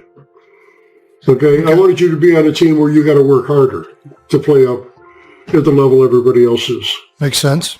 Makes sense. And we did that. Then the following year, you're eligible for Heights Youth Baseball. And that's when you started coaching. Yes. Okay. Ron, I had coached the T-ball with Travis. Actually, that same year, I coached T-ball with Travis. Just not Coach Mitch. Youth baseball. Yeah. Community baseball. Mm-hmm. I was, and as much as I was in the winter, and as much as anybody else, I had very specific rules for the team. Yeah. You would go from the infield 1 inning to the outfield the next inning to the bench the next inning, and then repeat. Yeah. That way, every kid played equally. Every kid would be exposed to more positions. Cost us a few games, maybe. Those were my rules. We love that, though. We do love that. And I'll tell you what, I remember playing for you, and it was the year that I played both travel ball and community ball, because you were coaching community ball when we were in college still. Like, you never stopped. Yeah, really a few coaching. guys left home. Well, I didn't seek it. It was just, I got a call from Larry Shaw. Yeah. He said, I need some coach. I need a coach. Can you help me out? Mm-hmm. And that was going to be a coach pitch. Yep. And I did that, I coached for 6 years, and I had kept the kids. I didn't try to build a powerhouse team or anything, but the kids I coached the first year, the parents come back next year, they want to play for the same guy. Mm-hmm. Because we did this thing. You played every position. Yep. Everybody played equal. Well, how'd you do the lineup? The lineup was cool how you did that, too. Yeah, well, that was just basically print out a spreadsheet and put everybody's name in there. And it would just, the first 9 names or 10 names. Microsoft Excel. Were on the field. It works for lineups, too. 5 or 6 in the infield, 4 in the outfield. I thought you used to say you did the lineup based on who showed up to the field first. Well, that's batting order. Is that not what a lineup is? That's the lineup. No, well, okay, lineup. I did a batting order according to who showed up. Yeah. I said, I'm there in a half hour. When I get there a half hour before the game, I'm going to start doing the line. And I was actually there an hour before the game. Yeah. But at a half hour... Did you tell parents? Did you tell parents? Everybody. I had a printout at the beginning of the year that made it very pamphlet? clear. Yeah, no, just a one-page pamphlet printout. guy. Yep. We're going to do this with playing time. We're going to do this with positioning. Ask for volunteers for snacks and stuff like that. I said the batting order will be when they show up.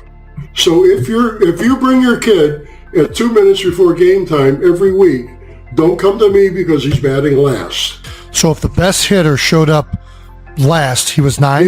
He was batting last. It's terrible coaching, Pop. That's not good coaching. I'm not going to lie. I would have definitely been in the bottom of that lineup. I am not punctual at all. This wasn't punctual. This wasn't the kid's fault. This was the parents' fault. Well, they also probably they don't have bikes? They don't have bikes? They can't go to the field on their own? Dad, what are you talking about? They got bikes.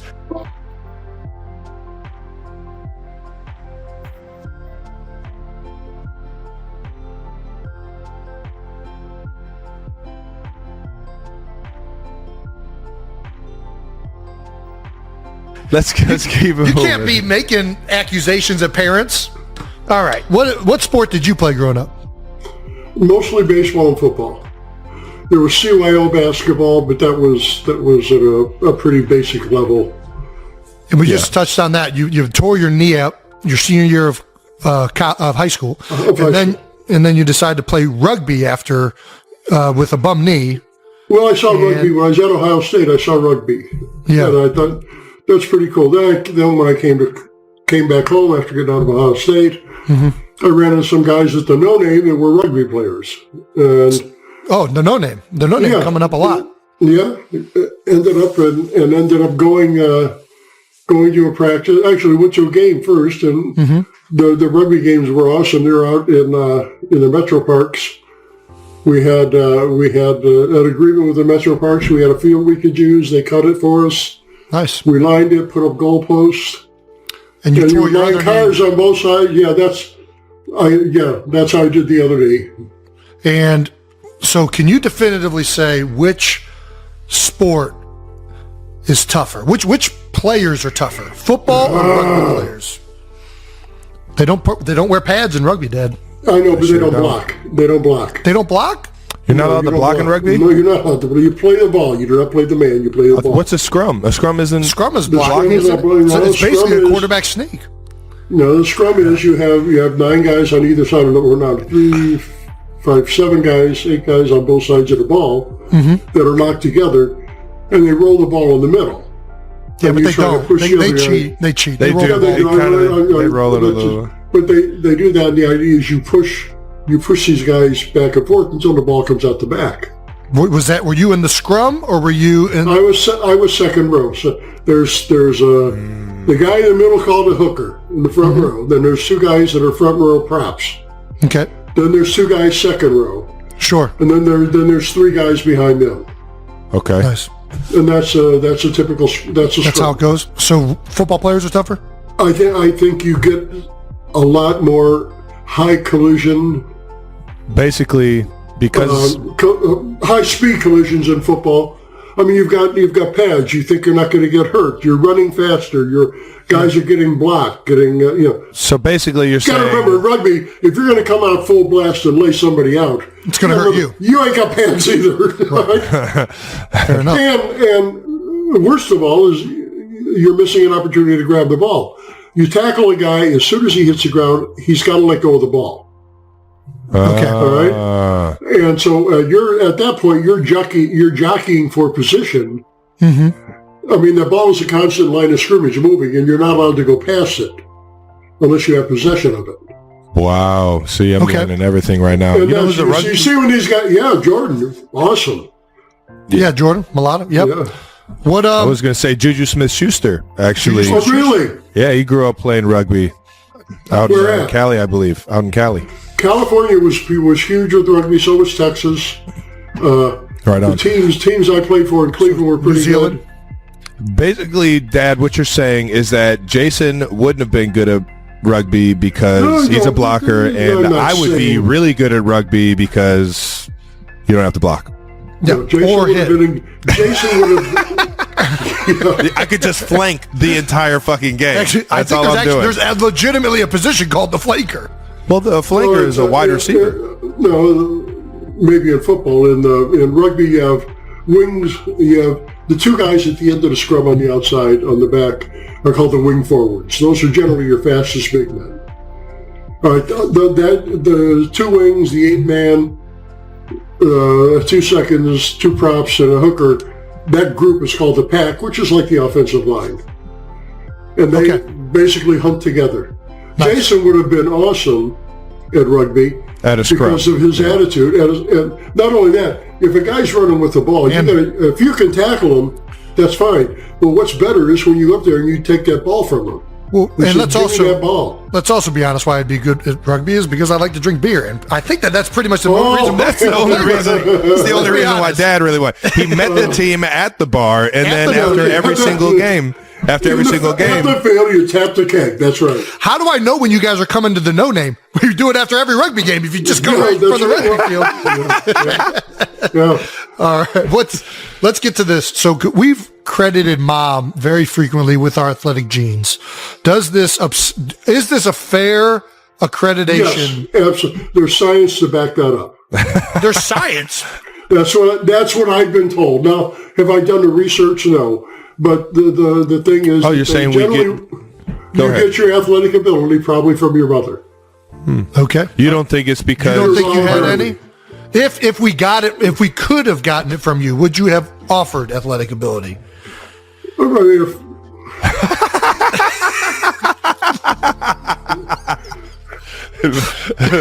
sorry, Mr. Kelce, I don't understand the question. Speaking of Mom, you're divorced, and we asked Mom this question: how much do you hate Mom? Not at all. Gosh, both of them are liars. They're just absolute. No, we're kidding. No. We know you guys don't hate each other. That's one of those questions where you give a short, quick answer to the point and shut the fuck up. Okay, all right.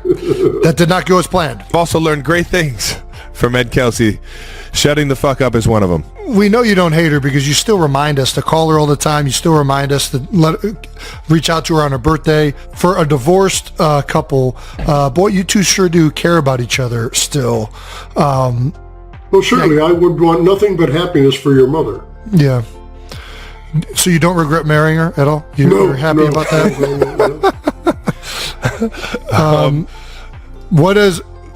We've told the story in the show about you taking a second job around Christmas in order to pay for gifts. Mm-hmm. Was it actually to pay for gifts, or was it just for free candy? Let's set the record straight. I didn't know anything about candy. I didn't know nothing about candy. You were working at a candy store, Dad. No, I didn't know. That was your product. It wasn't a candy store. It was a candy kiosk, which probably less oversight on a candy kiosk. Yes. You got to know more about candy to work at the kiosk. No, I didn't. I actually knew nothing about it. I went looking for a job. Yeah. There's an ad in the paper for part-time seasonal work. Mm-hmm. Typically, if you're working in the steel industry in the sales of operational products, or any of the installations, even if you're just a service guy, things slow down right around Thanksgiving until after the first of the year. Yeah, they're avoiding buying anything until they get into a new fiscal year. Yeah, and guys don't want to be bothered. Just go. You show up with my big thing was honey baked ham. They show up with honey baked ham certificates.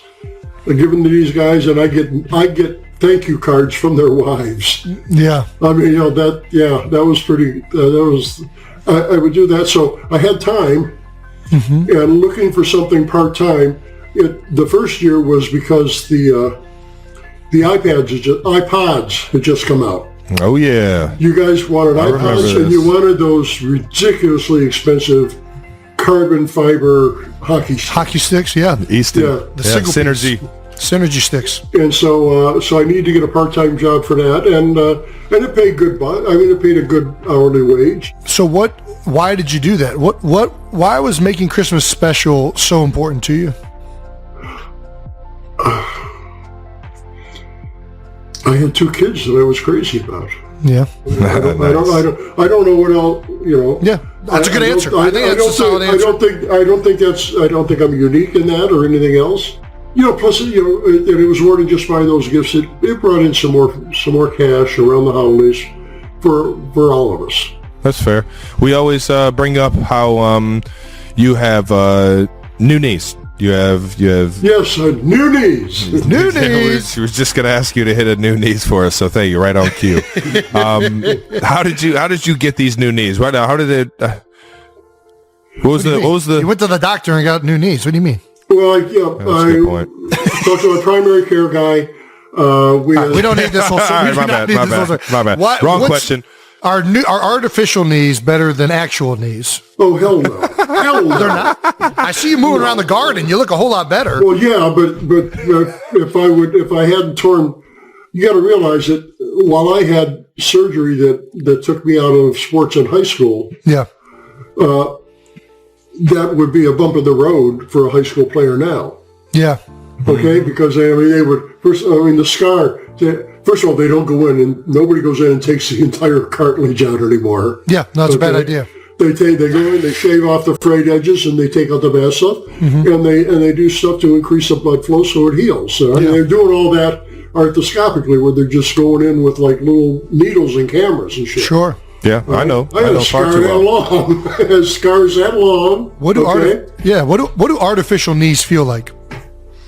They're I don't know that they feel any different than a natural. They certainly can move a lot better. Got some loosey-goosiness to them? Yeah, I was about to say. Yeah, it's a little tight, and truth be told, I haven't followed up as well as I should have. No, damn it, therapy. What? Damn it! But I'll tell you, Carl, my best story about the nudies. Yeah, what's the best one? Last year was the first year it really got on airplanes to come and see you guys. Yeah. Okay, because the pandemic year, nothing, and that's really the year that I had the knees replaced. Yep. I go to the airport in Philly, or in Cleveland, I'm ready to take off, or in Philly, and I look at, my gate 23, son of a bitch. I'm looking around, see if there's somebody with a golf cart I can get a ride from. Yeah. Nobody there, so I start to walk, and it hits me. Oh, this ain't no big deal anymore. I can walk again. I can do this. This is okay. Did you have an issue with the metal detector? Yeah. Right. I guess now it's not metal detectors anymore. It's like the spinning thing. If you go through the metal detector, you can't continue. You have to go through the. You go in the one where you put your hands above your head and it spins around. Mm-hmm. It's like a 3D picture of any metal. Really? They can look and they can actually. Yeah, if you have any kind of medical implants, you have to go through that. You can't go through the thing where you just walk through. Got it. Well, now we know. I'll tell you what, Dad. I tell everybody that Jason is Ed Kelce 2.0. You guys are literally mirror images of each other, and I love every bit of it. Do you agree? Do you see more in Jason of yourself than you do in me?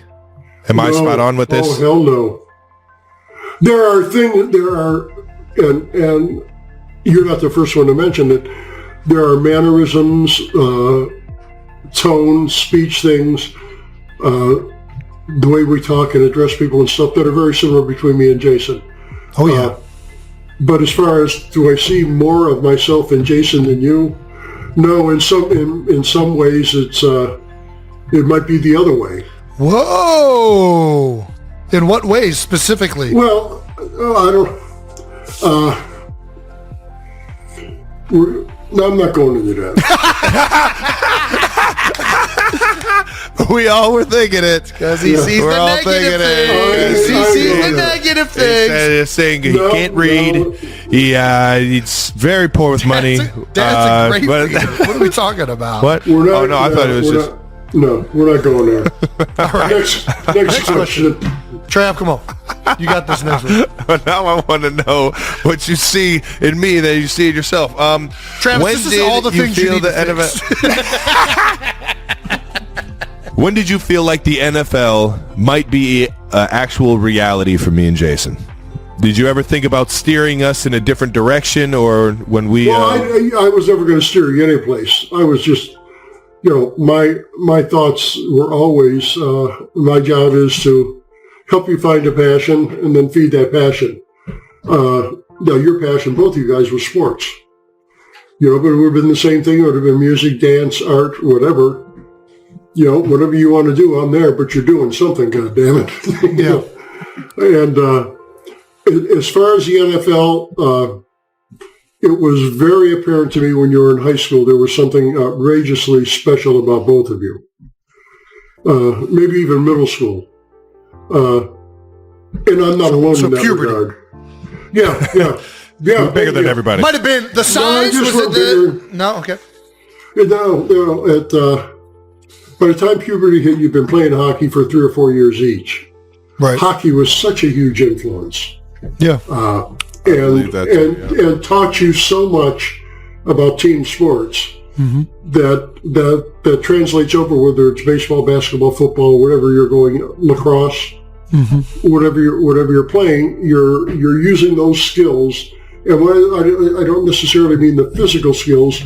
I'm talking more of the mental aspect. Hockey, they're going to skate, do something very uncomfortable, unorthodox, move across ice on skates. At the same time, you got to stick, you keep on the ice, you got to puck, you can't look at it, and you got to keep skating. And at the same time, you're looking at a rotation on that ice of where players are going and to know where you're going to go. Yeah.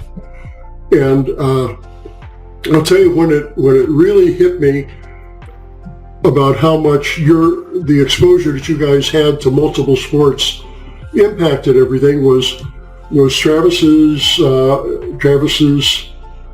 summer of you're off the team when he played baseball. Yeah. The only time I've ever gotten cut in my life. Well, I got cut in college too, but. And I watch him go up to the plate and start looking around, everything going on, looking at the coach, seeing all these signs, and the next swing, the ball went where it should have gone.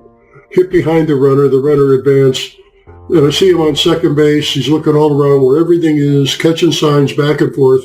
And I'm thinking, what we're seeing here is the culmination of a lifetime, albeit a brief lifetime, but a lifetime of playing multiple sports and understanding team games and how you need to interact to make your teams better. And it's the same skills, the same mindset that sees that field like that is the same mindset that you have when you go out on the football field. When Jason was playing lacrosse, it was the same thing. And I think that is what made a difference. Now, at that point, by then, everybody knew you were going to be in the NFL. I had a pretty good indication this was going to happen. You just got kicked off the team, I wasn't even playing both football. Both of you guys, but it's a foregone conclusion at that point? Yeah, it was. Yeah. I just switched positions and I looked like Draymond Green trying to run routes. What do you mean? It was. Really was speaking more about at that time. I knew it was a foregone conclusion with Jason, but. And you knew I knew how to follow footsteps. And you knew Travis was more athletic than me. So if Jason's going, Travis is going. All right, if we wouldn't have gone into the NFL, Pop, what do you think we would both be doing? To be honest, we don't know the answer to this question, so I doubt you're going to know the answer. You would be doing something with sports. So do you think Travis would be in the NBA? Well, no, I'm not even going there. Don't try to drag me into that. It's just a question. I'm not dragging you into anything. There's no agenda behind that question. Could Travis have played in the NBA? Yes. But, could he? Knew it. But what position? You want to let me finish? Can I finish? Sure. All right. There would have been no baseball, no football. It would have been nothing but basketball because everybody that's in the NBA plays nothing but baskall. Yeah. I'm with you on that. Everybody in Major League Baseball plays nothing but baseball. And if you're not playing, and you have to because every other player out there is doing the same thing. That's what they're doing. Same with hockey, too. Yeah, I hear you. Yeah, and hockey's even worse. You play good. Oh, gotcha. What advice would you give parents listening whose kids might have aspirations of going into the NFL? Depending on the age. And it's hard to say kids got aspirations for the NFL when he's 6, 7 years old. Yeah, I mean, I would move away from the about aspirations for the NFL. Yeah. And I would say I would advise parents who want to feed that passion that their child has for athletics. Mm-hmm. And the most, again, you sound like a broken record here, put them on ice. That would be the first thing. Put them on ice. You really think hockey is the main way to get to the NFL? No, I think hockey is the main way for you to understand team sports and develop conditioning and team play. Right. And learn skills to do things that are unorthodox. Yeah. I think hockey's like that. I also think soccer's like that. Yeah, I think, yes. And baseball's kind of like that. Baseball's a little bit different, too. Yeah, baseball's a little different. But yeah, I mean, if the kids have the aspirations, fine. My problem is with the parents who have the aspirations and not the kids. Well, you got to tell the world what you're feeding us, man. Yeah, speaking of feeding, you just talked about feeding. What do you feed NFL kids? To grow future NFL players, what is the nutrition like for those kids growing up? What is it? I'm going to tell you, but it's not for NFL kids. It's not for anything. It's for healthy young bodies. What's that? Meat, protein, protein with every meal, a carb with every meal, fruit and vegetable. Where does soda fit? We never got vegetables growing up. I never ate a single vegetable. We ate Giorgio's oven fresh pizza every single night. Not every night. Hamburger helper sometimes. Good. No, Hamburger helper. Go back to Giorgio's. Go back to Giorgio's. Can we go to Giorgio's? Want to go to Bagel Bites? What's on Bagel Bites? I want Bagel Bites. Huh? What's on a Bagel Bite? Carbs. What's on the Bagel Bite? Cheese. What's that red stuff? That's sauce. Salt. Yes, yeah. It's high fructose corn syrup. High fructose corn syrup. Yes, I guarantee it's high fructose corn syrup. It's a vegetable sauce. Somebody pull up the nutritional ingredients of Bagel Bites. My dad. High fructose corn syrup. Bagel Bite. You may have me on Bagel Bites, all right? Let's get to the real nutrition that we had every single time, most frequently probably, besides peanut butter and jelly sandwiches, which was probably the number one thing we ate growing up. Numero uno. Yeah. And Sauce Gardner talked about this on Twitter and brought me back. Man, it was like it hit me in the face. Beans and weenies. I feel like that was our major dish growing up. You had a lot of that. I tried to vary things for dinner, so that so you didn't get tired of Wingstop and pizza, pineapple, and chicken steak and mashed potatoes. And beans and wieners are another good one. I mean, there's a good vegetable there. There's some sugars there. I was hot dogs and mac and cheese. I was hot dogs and mac and cheese. I didn't do the beans. You were huge mac and cheese. Huge mac and cheese. I never did the beans. The beans were. Where did soda fit in? Where did Dr. Thunder fit into this nutritional? You guys didn't. Where did Squirt fit in?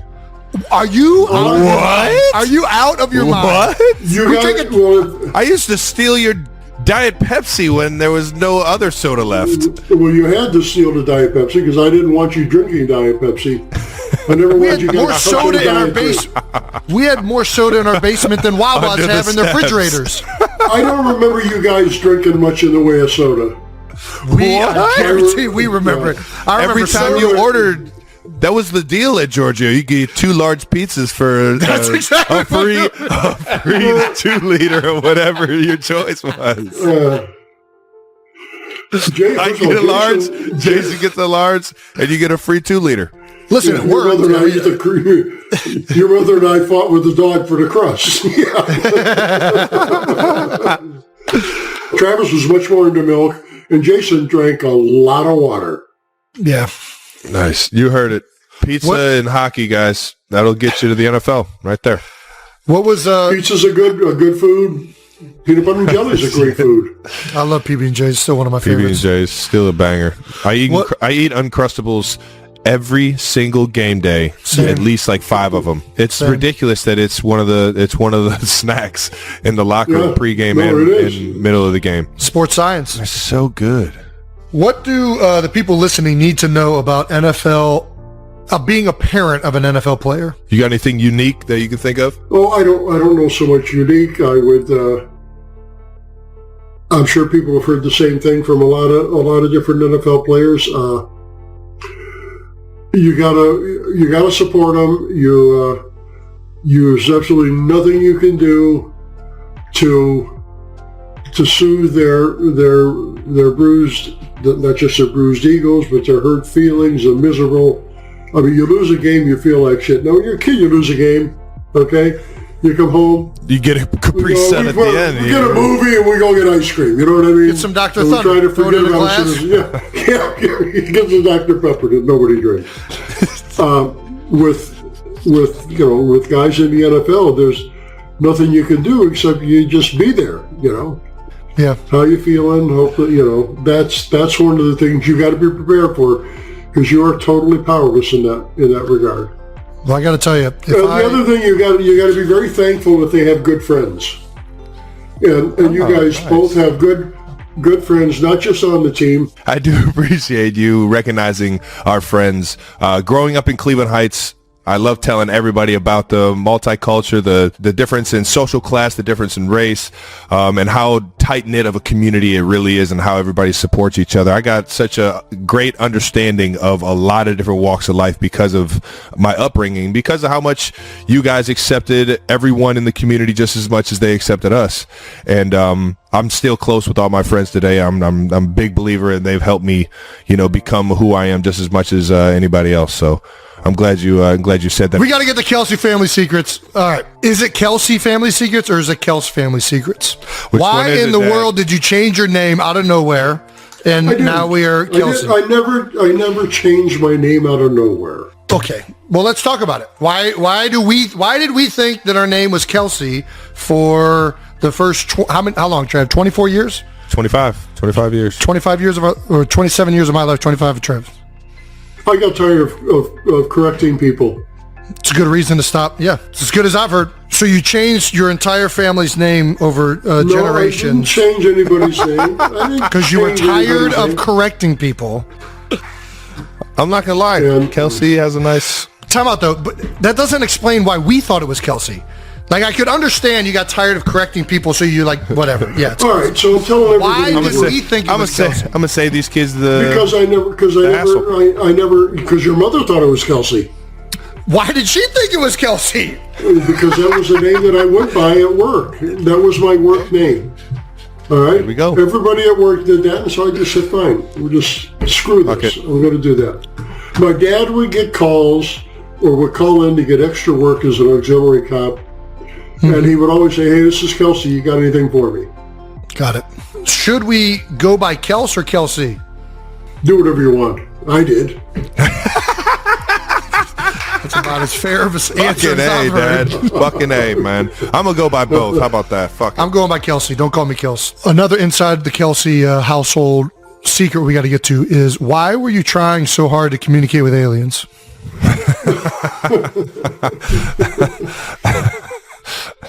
I had, the internet was such a great thing because suddenly I could read stuff about anything and everything. Mm-hmm. And I had come across a story about SETI, the Search for Extraterrestrial Intelligence, yes. And they were... It's intelligence, right? They were, basically, with those telescopes. You saw the movie Contact, right? No. Where Jodie Foster, Who's that? Got the arrays, the audio telescope or dishes trying to hear stuff going on out in outer space. So these guys saw a movie and decided to do just that? No, they were doing this before the movie. Okay. I got you. Okay, all right. They've been doing this a long time. All they're doing is listening. And there's a lot of noise coming from space. A lot of noise. Now, most of it is... there are a lot of white noise, a lot of stuff that is just random shit. But one of the reasons they think about the Big Bang, right? I don't know. I haven't. I think they say that. Yeah, whatever. But they, Pangea. SETI would get people that would donate their computer time where they were using the computer, because they might have, 1,000 computers hooked up in their network. Because I signed on to a network and went to bed. Sure. And overnight, they would be using the computing power of a boatload of network computers to analyze the noise coming from space. And this is just all math calculations is what it was. And what they were looking for, they're looking for... So every night, only during the night, they were recording sounds Well, they were recording sounds all along. But to take that recording... So every time I went into that room at night, it was recording the sounds coming out of that room? No. They were recording sounds from space. What they were doing every night, you were hearing those sounds. As I was a teenager? Dad, did they ever call you and say, hey, we're done using your computer for data because all we're getting from your computer is fucking virus after virus after virus? It's screwing up our database and...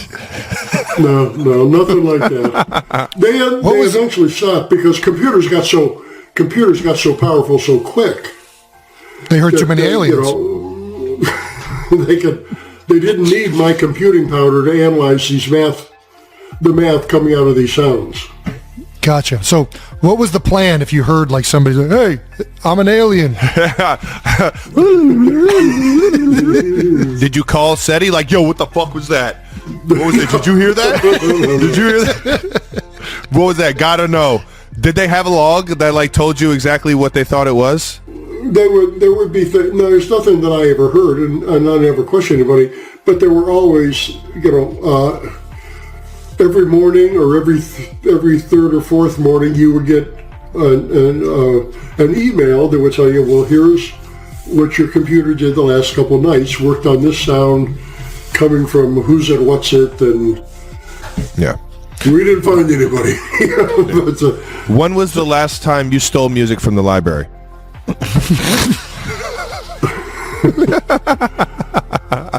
This is what I'm saying. You and Jason are the exact same person because Jason actually did this with our Xbox when Xbox 360 came out. The original Xbox that we had, Jason and I think it was Nolan Plunkett. Nolan went Nolan and was reprogrammed.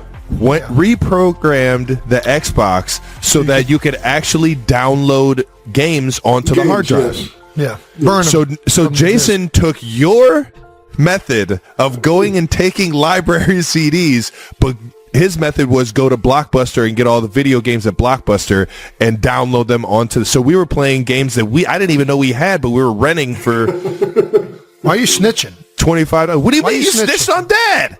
I'm just letting everybody know you two are the same exact fucking person. Well, talking about what Dad did wasn't illegal. His taxes paid for that. For what I did, going to Blockbuster and doing that, that's...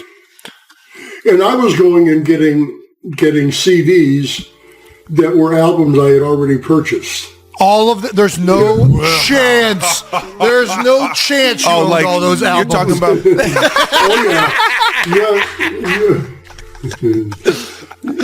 No, you're saying at some point you could have bought that much Chicago. You're saying there's no chance. You're saying at some point in life you had purchased them at some point? Or you're saying you purchased them? Yeah, all right. Okay. That's my story, and I'm sticking to it. Yeah. All right. Do you think aliens are on Earth right now?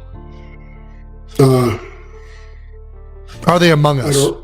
Are they among us? Do we have alien DNA within us, you think? Yeah, I would. I would think. Who is smarter between Travis and I? No way. No, You've already answered this question. You've already answered You've already this. said it. I'll just say it to the world. I deny it. Tell him. I deny it. What? I deny I ever said it. I'm not going Have there. you changed your mind? Because you can't deny. I don't know what you're talking about. What? You got any You see me- witnesses? Wow. Well, he's talking to two of them. Now we got treason and liars in the Kelce family. Listen, ladies and gentlemen, my dad told Jason I was way smarter than him, and He did. All because he put gave a together good a Lego set. This is true. Listen, I don't need instructions. All right, All right. just show me the. Just show the box. Just show me. Give me a picture. I could write my own directions, man. All right. Dad, I got. Before we get to the outro, I got to ask you one question. It's about the Kelce sports complex that we grew up in, our house. What is your favorite house wrecking story, like the story, like breaking something in the house, one of us doing something that you had to then, when you sold it, had to fix up the house to be able to sell it. What's your favorite one? Oh, I don't know if there's a favorite. There's so many. There was one of the things I remember the most. There were two broken window stories I will never forget. One is Jason comes into the house with a lacrosse stick and goes to drive a shot right into the couch. Misses right out the window. I was working on my behind the back shot. Didn't break one. Broke the window and the storm. Everyone straight through. Boom. If you want to score, you got to throw it hard. The other one was, and I still can't believe I fell for this hook, line, and sinker. I go up into the computer room, and the vacuum is in the computer room. And I'm thinking, and I yell for Travis because I know he's done something. And he says to me, I was eating a bag of chips up there, and I know I'm not allowed to eat by the computer. So I cleaned it up. So, all right. Go a week later, I go to plug something to the back of the computer. There's glass everywhere. Okay. And I'm thinking, what the hell? Then it's like a light goes off. Glass back here, vacuum over there, open the blinds, there's no window. Right? Travis! Good detective work right there. Yeah. All right. Tells you how good I was at cleaning. What happened? Well, this gets better.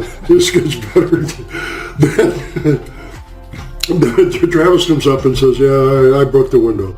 So how did you break the window? He said, well, I was trying to throw the football over the house like you did, and I missed. No, it wasn't the football, Pops. You had just got I'm me. getting there. Oh, this is what I told you two lies? This is what you told. You told me that lie, and I'm thinking, not much I can do because he's trying to mimic what I did. Because, a few weeks earlier, I'd thrown a football over the house. Remember you guys in the front yard waiting for that bomb to come down? Are you kidding me? Yeah, that's one of our favorite things to do. Yeah, and... throw the football over the house. Okay. I can't yell at him. Tried to throw the football over the house, hit a window. Now we fast forward. You guys are both at UC. Jason's last year in college. No, Jason maybe even be in the league, and he's come back to watch Travis his last season. And I'm telling this story about Travis throwing the football over the house, trying to mimic me. And you guys both start laughing at me. And then Travis says, no, that wasn't it either. So what happened? Daly and I were trying to hit golf balls over the house with baseball bats. And I sent a fucking line drive rocket right into the computer room window, man. This brings up a question that maybe you will answer. It was who was more honest between Travis and I? Who was? You'll answer that one right away, though. No ifs or buts about it. You would, and that started at a very young age. You would tell the truth no matter what, and you got in trouble for it, but you still tell the truth. Travis would sit on the countertop with the cookie jar open, chocolate chips smeared all over his face, holding a cookie jar. They ain't cookies. Who was a better student? Who was I would say this. Jason. Jason was a better student? Okay. A better student. Who was more well behaved? Who was more well behaved? Oh, you were. Yeah, you were, but you weren't. But this is not true though. Travis just lied about it. He was equally as bad. He just lied. No, Jason's problem in school was he would do something wrong and then argue with whoever was complaining at school. That's right. Travis would get caught doing something wrong and he, I'm sorry, Miss B. I shouldn't have done that. Sorry. Should have never did that. Look at these puppy dog guys. Yeah. I'm all over TikTok. Don't suspend me. I ain't got nothing else, Pops. Last question. What was more memorable? Our birth, our draft day, or our first Super Bowl that we both... Your birth. No ifs, ands, or buts. That's not even close. I mean, it's a sight. It's a lot going on there. Yeah. The birth. Visually, I mean, it's burned into your head. No, and It's exciting is not necessarily something that you're looking at, but it's something you're experiencing in the birth of a child. And you know that. You know that right now. Yeah, I'm trying to be funny. I don't know if it's working. Pops, you got any final thoughts? Or, do you have any questions for us? We've been asking you questions the whole time. Do you have any questions for us? No. You don't want to know which parent we love more? No. I forgot to ask Mom this. This is how I know Mom loved you more, is I got Skechers, and you always got No, Jason, the new she got Jordans. those Skechers for me, too. I just politely asked Mom to take those back. That's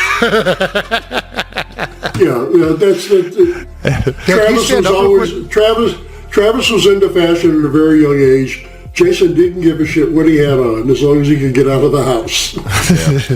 I used to... What number jersey is that you got on?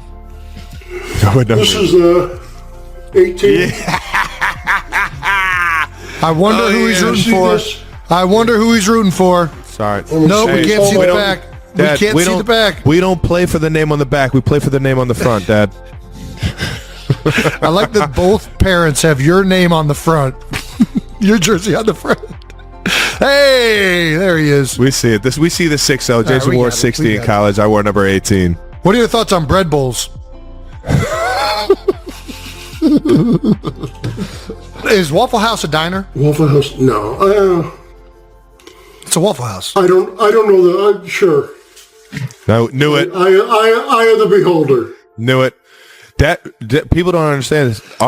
My most vivid memory of you growing up was you sitting in front of the living room, whatever night it was that Jeopardy came on. It might have been every fucking night. I'm not even sure.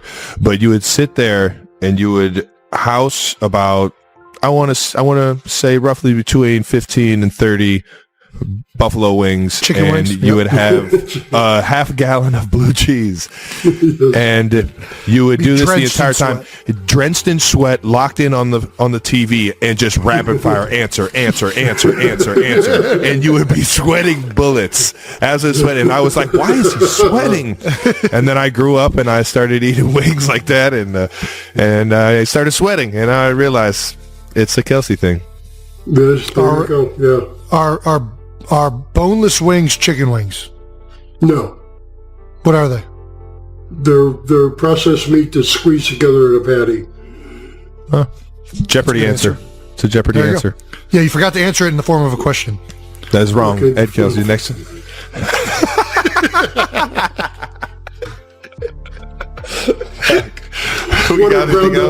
What are ground up chicken lizards and guts? They call that in Kansas City chicken spadini. Well, I got one more question for you, big guy. Is Kelce Bowl? Is one Kelce Bowl enough, or do we need to run this thing back next year? What are you guys talking about? Do we need to run this thing back next year? Why are you asking? Come on, how fun was this year? We should do this again. I hate to admit it. You hate to admit it. I hate to admit it, but yeah, I've thought about that a lot. Gee, I hope they could do this again next year. Man, it's been a fun ride, that's for sure. Pops, we love you. You guys, thank you. Love you guys. Love you guys. And to everybody out there, we appreciate you guys tuning in. Jason's officially playing next year to see if we can do this again. I can't wait. That about wraps up the very special Kelce episode edition with both of our parents of New Heights. Thank you, Mom and Dad, for both stopping by. Dad, thank you again. Thank you guys for having us. And thank you, Good Morning America, for featuring this episode of New Heights. How about that? Just all right now. Didn't know we were doing that. We'll be right back this Thursday with a definitive Kelce Bowl preview episode. Reminder to vote for our fan base name. We'll review the winning vote on that show. Hold on, before we do this, what should we ask him about? What fan base name he likes? No, it's all right. No? Okay. They're going to put a poll on Twitter. That you can vote on Twitter. I'll vote on Twitter. All right. Which one do you like? Now I'm curious. I'm trying to remember which. 92 percenters. There's 4 options. 92 percenters, hooligans, newbies, or jabronis. Hooligan. Hooligan? All right. Hooligan. There's Dad's opinion. Watch and subscribe on YouTube to the New Heights channel and listen and subscribe wherever you get your podcast. How about that? We're your hosts. I'm Travis Cousins, my big brother Jason Kelce, and thank you to the 92%ers for tuning in each and every single week. If you're not a 92%er and you want to be, subscribe on YouTube, Wonder Plus, or wherever you get your podcasts, and follow the show on all social media at New Heights Show with one S for fun clips throughout the week. And we're going to have some fun ones for you today, baby. Jason, let the people know what we got coming up. Ooh, 92%ers. We got an amazing playoff episode. Playoffs. I'm a little less excited. Obviously, the Philadelphia Eagles did not come out with the victory. We are going to touch on that. We're also going to recap an electric super wild card weekend outside of the Birds game. Break down a youth hockey fight, because who doesn't love doing that? Look ahead to the divisional round of the playoffs. And we're eating W's because Jameis Winston is here. Can you do that? I can't cross the two fingers. I can't do this one Not right too now. chunky? I jammed my shit early on. Well, either way, we got Jameis coming, one of the most electric guys. Let's get into the episode right now with a little bit of that new news. New news is brought to you by Hill's Pet Nutrition. That's right. Got it. All right, 92%ers, we've got some massive new news. Massive. All right? Massive new news. We're launching the new official destination for New Heights merch, including brand new exclusive collabs with some outstanding brands. I'm wearing this hoodie. I do got to say, I really enjoy, I'm big on texture. You know what I mean? I don't like when things feel synthetic. These feel real nice. I like the collar so of good. this shirt. I love this. This little baby shirt it's heavy. It's got some girth to it. Just like Vince Baby would have if he was a real person. Where is Vince Baby at? It's in my garage. we got to get some more good use out of it. Dude, I really do want to do some baby games, giving out gold cups. I think this offseason, we got to have some fun with all this stuff. Come on. This is also a place where you can find and shop all of our favorite stuff. We call it the Kelce Clubhouse. That's right. Kelce Clubhouse is the official home for the 92%ers. Everything New Heights, everything Kelce, all in one epic destination. And look at this right here. Got the beautiful New Heights green. What a fucking dope layout. It's the best.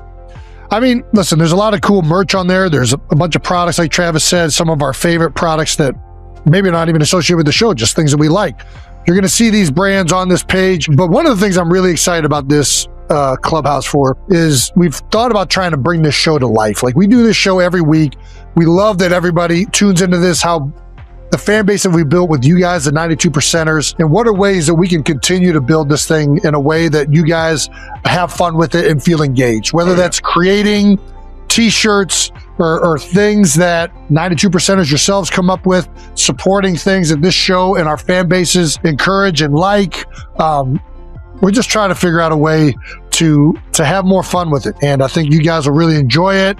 This is the first official launch. I got the vintage pickup truck hoodie. I love that one, man. You already know the back of it shows the pickup truck and the license plate. It's dope though. No, it's dope, man. It's dope. This is what the back of it looks like. There we go. Boom. Nice. So, we got the all right now, New Heights all right now tee. You already know. And we just we wanted to do something fun for you guys, and make it easy to go one destination for anything New Heights related. So go over there and check out the Clubhouse. That is Kelce Clubhouse, baby. Yeah. Check it out. We got some. Are there any boyfriend whistles for sale yet? Do we have any whistles yet? What about 1-hole straws or 2-hole straws? We're brewing this thing up. All right, now. All right, now let's talk Pro Standard. One of our first big brand collabs of the Kelce Clubhouse is Pro Standard. Jake, you got some in the merch. Why don't you come on in here, buddy? Model it off. Jets Jake, his first modeling gig. Ooh. Look at this. We got this hoodie is nice. This hoodie it is. Nice. We got a nice wash gray look. We got the t-shirt here too. Jason, you were saying you like the textures. We got like a raised logo here. Little bubbly. Little bubble letter. I was wearing this earlier. It's so comfy. It's unbelievable. Love it. Great job. This is maybe the highest quality thing we've ever put out in the store. This collab is for the people. I love it. They're nice. They're nice. Why don't you show off that baby shirt a little bit too? We got the baby. I was wearing this. No. Stand up. I want to see a spin. I want to see a spin. You want me to spin? Yes. We're not selling pants, Jason. I don't know what I'm wearing under this. Are you just wearing underwear under this? Are you wearing a diaper What right else now? do you wear with the little baby? Are you dressed like the baby?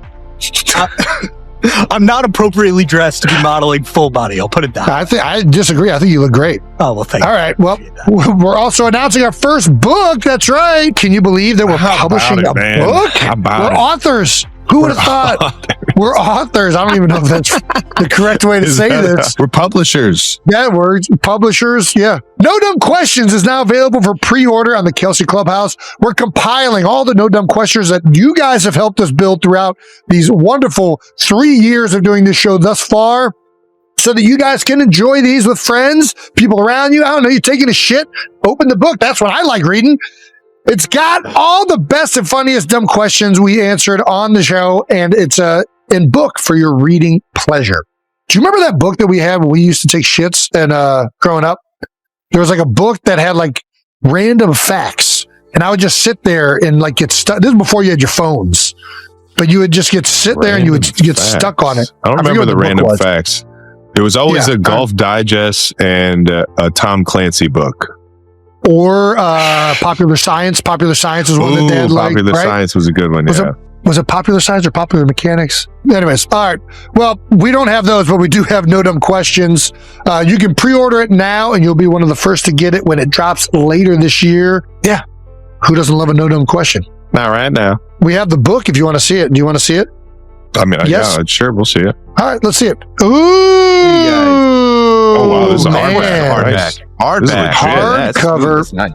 How about it, man? So go check out Kelce Clubhouse at www.kelceclubhouse.com. It's live right now. We're going to be highlighting it's up and running, baby. Some new great stuff every week. Listen, tell us. We want this to be an interactive thing. Like, you tell us what you want.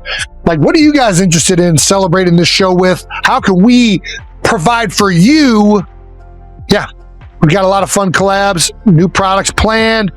So let us know what you think. Yeah, honestly, we're really proud of this, and it's been something that we've been working on over the past year. And yeah, I think. Listen, we've been working on this for a while now. We've been trying to build one hub. We've heard you guys. You guys like representing the show. The 92%ers are freaking fearless and relentless in their pursuit to express their 92%erness. And this is what the shop does. And it's also going to, again, we want this to be a communication thing. We want to build this thing together. We love having the No Dumb Questions, fan mail, like all the things all that you guys drops, do. The new collabs. And we love hearing from you guys on what you guys think. We're pumped. Yeah. Make sure you check out KelceClubhouse.com for new surprises every single week. And welcome to the club, 92%ers. Hey, you.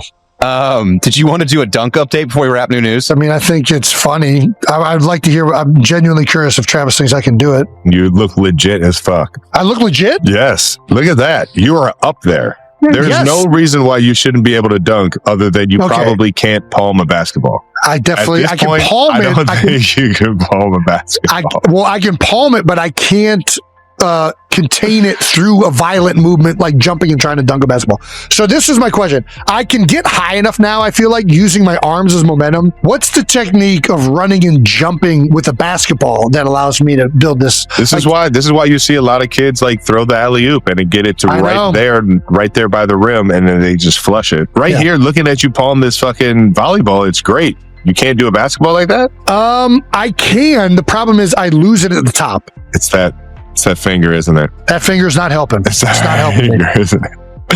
My dead knuckle. Damn it, man. Dude, you look explosive. It looks like you got the footwork down right. It's just, I don't think you could. And then I saw you do it at the end here. Dude, I got my weightlifting belt on. Did you see that? Take that fucking thing off. I'm trying to apply more force with the belt. So you lost about a foot of airtime. That was a bad rip. We didn't show the ones that look good on there. We're trying to build suspense here, but I'm very close. You didn't even get to the rim, Jason. Mike didn't want to show the good one. All right, I don't know what you want me to tell you. He showed the bad one. I'll take it. The weight belt, I'm not sure if it was beneficial or not. I got all sorts of gadgets I'm going to try and use to get my fat ass up there. A weight belt is not it. Well, it allows you to apply more force. No, it doesn't. It allows you to apply more force. I don't care what. You have to be able to use those hips to sink. I don't know. I'm going to try a squat suit. I'm trying a squat suit this week. I'm going to get my fat ass up there. You're not even going to touch the fucking rim. Dude, it's like a fucking rubber band. How would I not be able to jump higher? It's not a rubber band. It's legitimately a giant. It's literally restricting your hips. Yeah, well, listen, I'm not trying to actual dribble and do functional things. I'm just trying to jump higher. You need those things. You need those things fluid so you can fire. Right now, that's good for a standstill movement. That's not good. What about knee sleeves? What about knee sleeves? No, you don't need knee sleeves. My knees hurt. They might be able to provide balance. What about get those outer hips going? That's how you save the knees, man. Get the outer hips going. Should I take the tights off? No, the tights are fine. Tights aren't doing anything. All right. The first half of this video is very legit, though, so I'll give you your props. I think you might. You're way closer than I thought. You thought? Yes. You bringing in all these fucking belts and fucking braces. How high do you think I jump on the Vertec? Not just standing, just running and jumping. Running and jumping on a Vertec? No. I'm just talking about what height do you think I'm reaching? I'm looking at you getting not the vertical. A hand length over the rim, so it looks like you're probably jumping like a 10.5, 10.6. Dude, 10.8. 10.8 and a half, really. 2 inches, man. Dude, you know how important 2 inches is. Come on now. Create life with 2 inches. Yeah. If I had 2 more inches, I'd be fucking... I'd basically be a porn star at that point. I mean, all right, man. Well, so how long did it already start? Did the month start? Are we the whole month of January? All right. So get this. So January 29th, I'm dunking at a Sixers game. That's going to be the day that I'm going to try and do this. Half, or during one of the timeouts? I honestly, I don't know. I just know it's on the 29th. 29th. Game. Dude, fucking, that's how you sell some fucking tickets right there. Well, I figured I'm going to try and do this for the first time. And, we're going all in. It's either going to be maximum celebration and energy at the first time I've ever done this. Or Philly will literally boo you off the fucking court. Yeah, it's going to be public shame. It's going to be public shame, which I'm all in. Either way, I'm going to feel something. Man. Anyways, that wraps up new news. New news is brought to you by Hill's Pet Nutrition. Get into some super wild card weekend that we just experienced, and man, was it action packed. We had a bunch of fucking great matchups. Let's start off with some bold topics that are brought to you by Intuit TurboTax. That's right. There we go. Those taxes. We are in getting close to the tax season, so don't forget that. You don't want no one knocking at your door. Tell them that you owe them. So, nice. Best wildcard weekend since last wildcard weekend is playoff football, baby. Are you fucking kidding me? We had 4 games decided by 4 points or less. That's right. It's the NFL is tighter than it's ever been in terms of the wins losses. Don't have to get into how many one-scored games I lost this year. The 12 fourth quarter lead changes in the first 4 games set up an all-time playoff record. How about that? 12 fourth quarter lead changes. That means teams are coming up big on offensive side of the ball and going back and forth, man. And God, it does create some fucking magic, man. It's been wild. Yeah, the fourth quarters and the lead changes have made them extra exciting at the end of them. The Bears game alone, that's the one that stands blown away. I mean, it's insane. Soldier Field getting a fucking dub, man. God damn it, dude. That place looked like it was absolutely rocking. Are there 2 teams that hate each other right now more than the Bears and Packers? I don't know. It doesn't seem like it, dude. You know when they really hate each other is when the fucking 2 coaches. You can't hide it. It's what I mean? Palpable. Yeah. Like normally coaches, I'm so used to coaches. I kind of love it. I'm used to coaches like, oh no, we got a lot of respect for these guys. We don't want any bulletin board material. These guys are talking shit before the game. The handshakes in midfield is petty. I mean, this shit would look at the. You love that shit. I knew you would love that shit. It's so fucking, I don't even know what to say about it. It's crazy. LaFleur's got to be fucking pissed. The look on his face. It's tough, dog. But the Bears have been doing what the Bears have been doing, man. They've those fourth quarter surges, and like we were kind of talking with Jameis later in this episode, man. Some quarterbacks just have that ability to just fucking flip that switch, and they get into that mode of where, you know, I don't have to think about this. This is do or die. I have to throw this ball. I have to make this play. And Caleb Williams came up fucking huge, gave us some highlights that we'll remember forever. We should just rename him Mr. Caleb Dr. Williams or something, like Mr. Williams Dr. Caleb. Oh, just Jekyll and Hyde. What he was in the first half and what he is at certain times where it feels like he should be easier. And then all of a sudden at the end of games when it has to happen, he makes some of the most insane throws I've ever seen in my life. It's like he just, feels like it's been like this all year. He feels it out. And then the fourth quarter comes and he's just like, all right, I know what's going on now. And he just he just shows up. And I mean, it was that fourth down where he threw the fucking off the ground, threw it going left. Yeah. Crazy fucking, It's either literally the game is virtually over if you don't make that, because the Packers are in scoring position again already. And it's like, man. Eagles 19, Eagles season is over.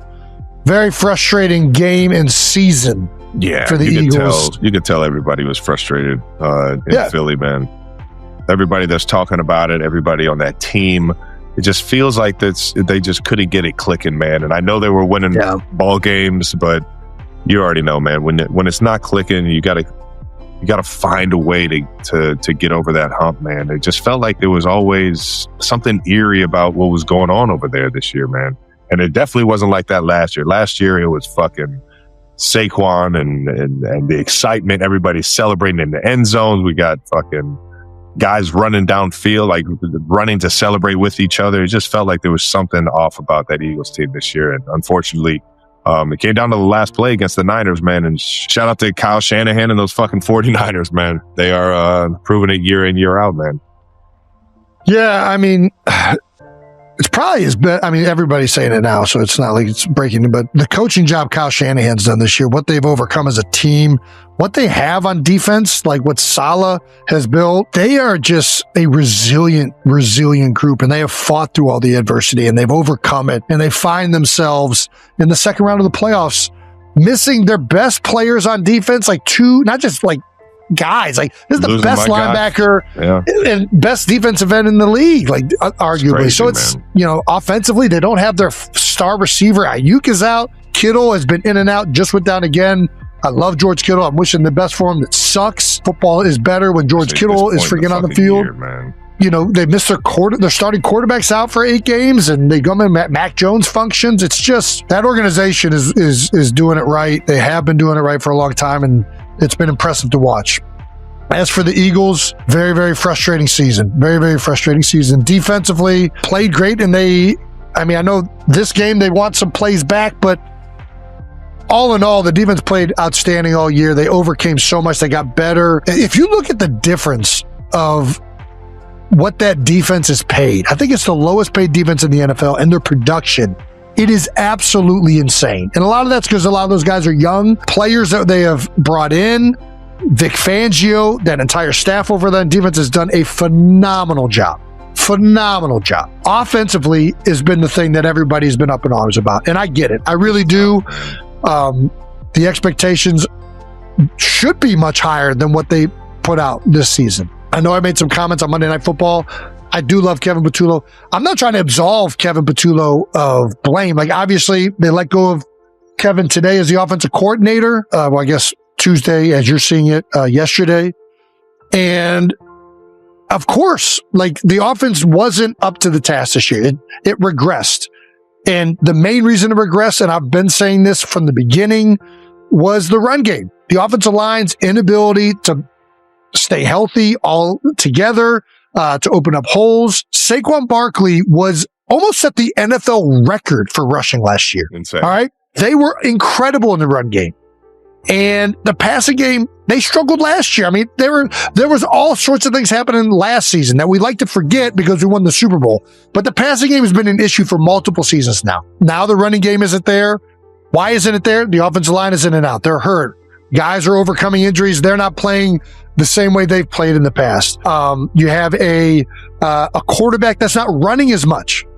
Jalen Hurts, the threat of him running the ball Can't stress opens that up so much for the running back when they have to truly respect it. And it also opens up things downfield. And I know everybody likes to talk about the predictability.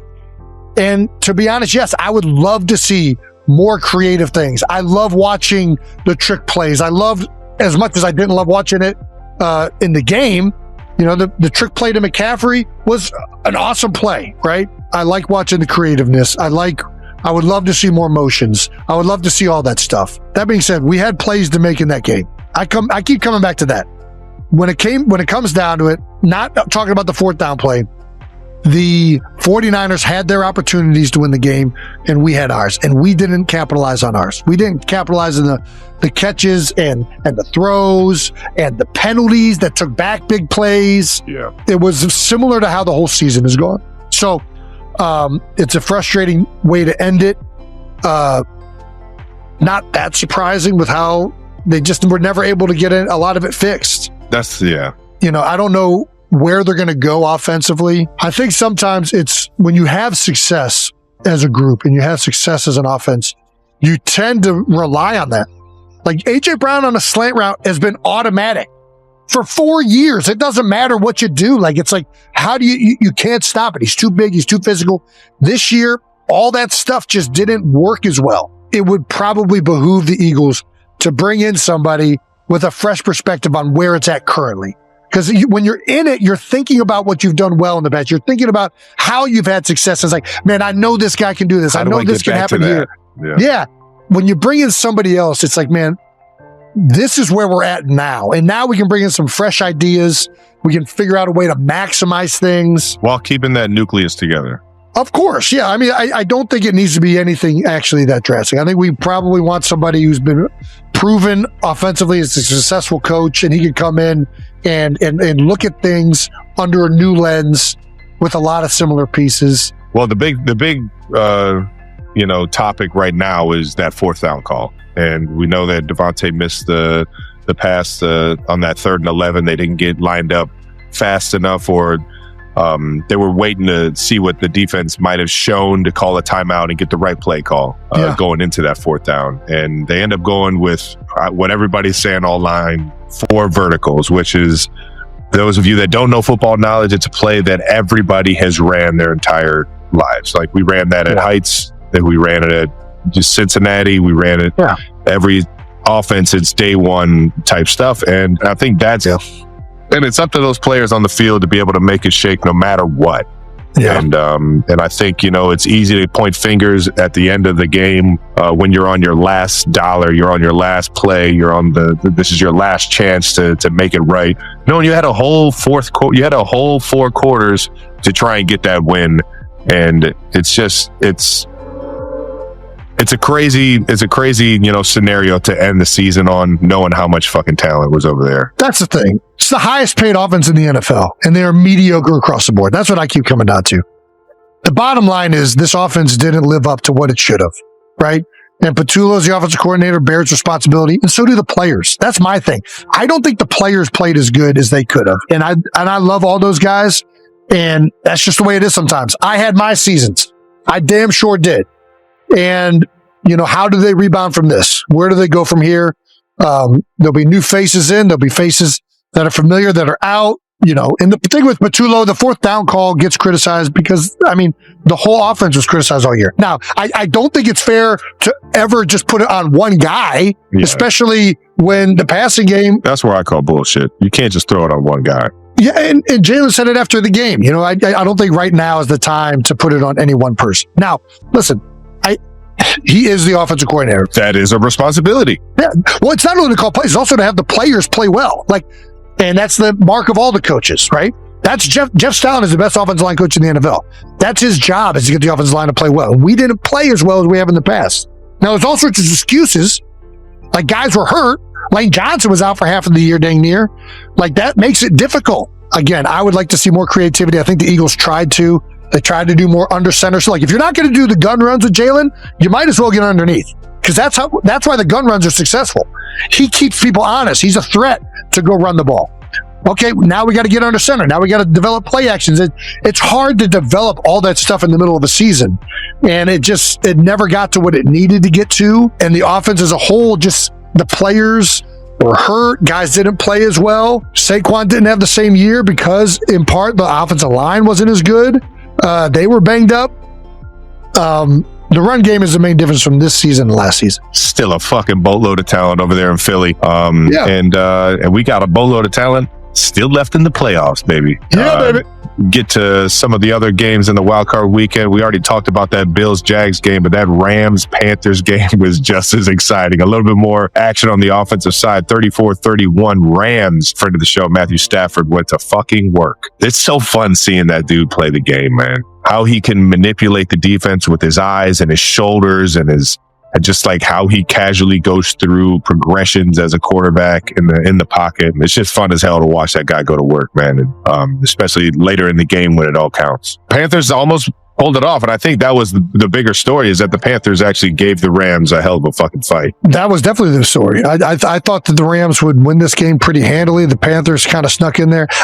Hats off to Bryce. Put up fucking 31 points in a wild card game. He made a lot of freaking big plays. Hell yeah. Yeah, Bryce Young continues to just improve and improve and improve. A guy that I think everybody was questioning whether he was going to be a bust or out when he got benched, 2 games in the last season? Yeah. Has reemerged, and man, the Rams defense aren't any slouches, man. They got some horses over there. Their front can get after it. So, heck of a performance. I know it's not the outcome the Panthers wanted. At this point in the NFC, I do think it's going to come down to the Rams, Seahawks.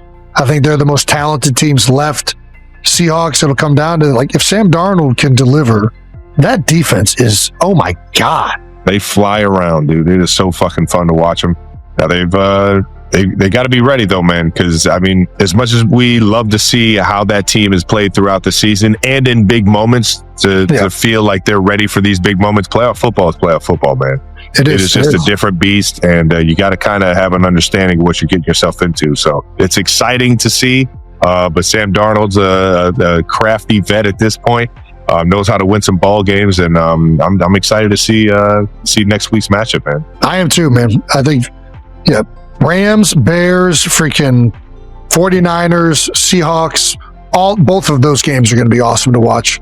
And we watched a great game against the Bills and Jags. Jags almost pulled it off. They were like that Seattle Jew. They had the juice internally. Yeah. And they had the excitement. They come up big in big times throughout the season, but playoff football, it just felt like the Bills had a little bit more.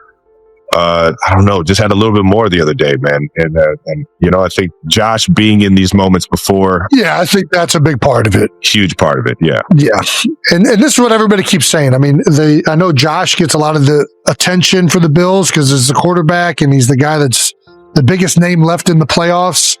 But I know they beat the Jags and it's a great win for the Bills. I worry that this defense at some point, and that Josh, I mean, the weapons they have offensively outside of the run game and Cook, it's not that significant. And like, how much can Josh really get done? Now, they got it done this week against the Jags. I'm always rooting for Josh. I love that guy, but I don't know. We'll see. This will be a big one this week. Threw for 308 and got that thing out to damn near everybody on the fucking offensive side of the ball. Nine different Bills caught a pass, and including Brandon Cooks, who's only been on the roster since November. So he's seeing the field well, man. But what are they going to do against Houston? Make plays. They make plays, dude. I don't know, man. I just feel like they're going to struggle to get people open. Josh is a big dude, and he makes plays as a quarterback. It's just, whether it's just breaking an arm tackle, getting out of these sacks, that's huge. Getting out of the pocket, making the defense have to play that extra, 6 seconds. I wasn't really talking about this week. I was more just talking about, like, if they beat the Broncos, if they play Houston, they're not going to do anything. Well, the Broncos are so weird, man. Sometimes teams will freaking sneak up on them. Number 1 seed is going to sneak up on them. No, I'm saying sometimes teams sneak up on the Broncos. Oh, yeah, I hear you. Their defense is really, really good, but every once in a while, it's like, I don't know, Houston's defense is like fucking insane, like across the board. It's about as legit as it gets right now. And the Broncos are really good as well. That's why it's playoff football, baby. It's the best there is. The best there is. Patriots, Chargers, not that exciting, but the Patriots came out 16-3. Everybody was looking for Herbert to take that that next step, man. Drops to 0-3 in the playoffs. Huge Herbert fan over here. And he was trying to make plays with his feet, but it just at the end of the day just didn't go well for him, man. There were a few fourth downs that they came up short on. They've been so banged up front. They've lost both of their star tackles. Yeah, he was back there getting fucking rocked. I don't know. Yeah, I don't know what you want the guy to do. We've seen it before, but at the same time, it's like, man, he's a fearless competitor. And my guy Milton Williams is running around unblocked. I mean, they've had to try and overcome that all year, and it's a testament to them to even be here with some of the pieces that they've been missing up front and how good that defense is as well. Jesse Minter deserves a lot of credit for what he's built over there as well. As someone who played both of these teams, what do you think of that matchup? Broncos got to show up in the first half. Not that they didn't against us. I'm just saying, they're notorious right now for finding ways to win at the end of the game. They have to show up in the first half. It's just you can't win in the playoffs by not putting together 4 quarters. Unless you're Caleb Williams. I stand corrected.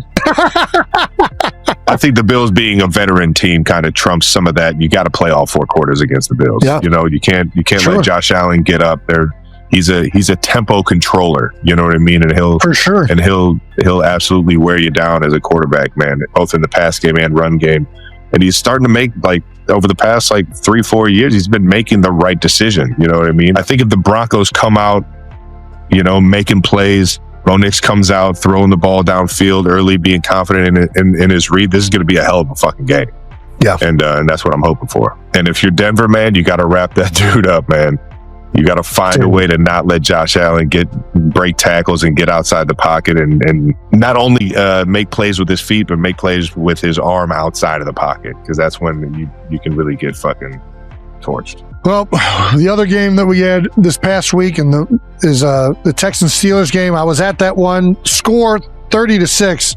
Looks way more severe than what that game was for the vast majority of it, which was a defensive battle between both teams. The Texans are just so loaded across the board. Pittsburgh's front is incredible. The Texans, every level of that defense has dogs all across it. It does. D'Amico Ryans and Matt Burke, the defensive coordinator, have them playing physical. If CJ Stroud can stay composed and poised, this team could be the best team in the AFC. That's the reality of it. Last night against Pittsburgh. It's kind of all in his hands right now, man. Dude, I don't want to put it on him. And I think CJ's a great player. But it's dude, this is a year where it's dude, just freaking, you got some guys over there. You got some dogs. Don't make mistakes. Your running back ran last night. Holy shit. Yeah, he was getting down fucking hill. When you got that kind of physical game and you're getting pockets like he was getting, man. Yeah. It's all on the big guy, man. And obviously we're huge fans of him. I've had my opportunities to meet the guy, great guy and great player, even better guy on top of that. And he's just, it's all in his hands right now, the way that defense is playing. Listen, it's going to be Texans versus New England. We're going to see the young quarterback that everybody likes, including me, Drake May, up in New England, face the best defense in the NFL. Yeah. I can't wait to watch this game. I really can't. Points are going to be at a premium in this one. I don't know where it's going to go. And it'll be fun to see between CJ and Drake May who can get it done. I don't know, man. This Texans defense, though, that's what I'm the most excited to watch. Even bigger news than the Texans beating the Steelers is Mike Tomlin stepping away. Okay. Tomlin stepping down means the Steelers will retain his trading rights. He was not fired. That's interesting. The most recent coach that was traded was Sean Payton. Yeah. He was for a first and second round pick. This is all news to me. I forgot coaches were even tradable. Do you remember the one that happened in our childhood that I was that ended up being crazy? Wait for it. You got it. Wait for it. Another guy that did TV for a long time. Bill Cowher. No. John Gruden. John Gruden was famously traded from the Oakland Raiders to the Tampa Bay Buccaneers. I did not know that. And then he went back to the Raiders? He won a Super Bowl and then at some point went back. I think the trade happened before the Super Bowl, which was from Oakland to Tampa Bay. I'm pretty sure. Are we doing this podcast by ourselves? Is anybody listening? He was traded. Sorry, I was snacking. He was traded to the Bucs and then met the Raiders in the Super Bowl. Yeah. It was the year after. But he went back to the Raiders after. I'm just making sure it was. He did Monday Night Football for 10 years and then went back to the Raiders. Yeah, I mean, it'll be interesting to see what happens with Mike T. Hopefully he does great in TV. which I'm sure he will because he's unbelievable. Charisma, baby. No doubt. Moving to the divisional round, which one you pumped to see the most? Bills at Broncos on CBS. We got the Niners at the Seahawks up there in the land of the 12s on Fox. And then Sunday, those are both 2 Saturday games. And then Sunday, we got Texans, Patriots, Rams at Bears on Sunday Night Football. Yeah, I mean, the game I'm the most excited for is the game that I'm going to actually be at, which is going to be the Texans-Patriots game. And I do think it'll be a game that'll be full of excitement. I'm looking forward to May versus this Texans defense to see how he responds and how he operates. He's been incredible. He's been poised. It's going to be hard to be poised against these guys. 2 defensive touchdowns against the Steelers, man. The one that I'm not going to that I am excited to watch is Chicago versus the Rams. I think it's going to be an exciting one. I also just like watching both those teams play. Like, I like Sean McVay. I like Ben Johnson. I like watching all the design. I like Puka Nacua. I like watching Caleb Williams. I mean, it's a lot of things that will lend itself to just being a fun game to watch, I'm sure. I'm fucking pumped on this Bills-Broncos game. I'm so pumped that it's the first one we get to fucking see. It's going to be on CBS on Saturday. Josh and Bo Nix kind of play the game similar in my eyes. You know, obviously 2 completely different athletes. Bo he's every bit of exciting, especially in his early years, because he still hasn't reached that pinnacle yet. And this is an opportunity where he can kind of start to cement his name among the best quarterbacks in the league, man. I'm excited to see that matchup. Yeah. That wraps up Bold Topics, brought to you by Intuit TurboTax. Don't forget to do your taxes. Let's wrap up this episode with some stamps of the week, which is brought to you by HBO Max. Don't miss the new Game of Thrones series, A Night of the Seven Kingdoms, premiering this Sunday at 10 p.m. Eastern on HBO Max. And for my stamp of the week, I'm keeping it in the family. You're not mom? Dude, I'm going mom all day. Did you watch this? Oh, yeah. She killed it. Mom was doing great. I mean, I know she got eliminated, but I was so proud of her, man. She looked like she was having a blast, enjoying it all. And for all of you that don't know, our mother just did Traitors, and she was the first ever secret traitor that the show has ever had. Showed everybody what she's got. And it was just so cool to see her in this moment. And shout out to my guy, Ron Funches, for sticking by her side and being kind to her. Kind of got through for a loop. I'm sure it did. He probably felt a certain way after he found out that she was the secret traitor. But she got eliminated in the early episodes. But man, it was just so fun to see her out there living out her dream, giving the world a beautiful message about, being fortunate enough to do these things at her age and where she is in life. And it's just so cool to see her live in that moment, man. I agree. No, I thought she did fantastic. Like, I know she was eliminated, but I think it's really hard to go into those shows as like an outsider, that you become like an easy target to try and maneuver in that show. So I thought Mom did a great job. I loved watching her in it. I thought she was way more deceitful and devious than I thought Mom could ever be, which was surprising. That too. She stood her ground at the round table. Oh yeah. And it was just so cool to see. And shout out to everybody on this Traitors. I'm gonna stamp some kids, because who doesn't love stamping kids that are getting into fisticuffs together? Let's take a look at this hockey fight that's been making the rounds. I don't know if you guys have seen it, 92%ers, but who doesn't love a good hockey fight to begin with? Oh, look at these kids getting after it in the corner. You messing with my boy? I love this. Come here. Oh, they go down. Where's the rest? Once they go to the ground, the rest got to get in there. Oh, no. Oh! Where are the refs? And a right this is insane. Oh! Are there no refs on the ice? What happened? It's just got to be cleared at this point. Right. Dude, throwing haymakers. Come here. Is anybody using their stick? Good job, kids. Don't use the stick. I love how the goalie came in out of nowhere with the right hooks. He seemed like he was about it the most, man. This is so epic. Doesn't it just take you back? Yeah, who doesn't love kids beating the shit out of each other? I mean, that's one of the favorite pastimes of playing a hockey. It's the best. Dude, the best part at this age, gloves and helmets, those punches aren't fucking doing it. You're not even feeling it. So for those of you that don't know what locker boxing is, when we played hockey, you would literally go in the locker room, you would put your helmet on and your gloves, and you would just do this for fun. You just beat the shit out of each Royal other. Rumble.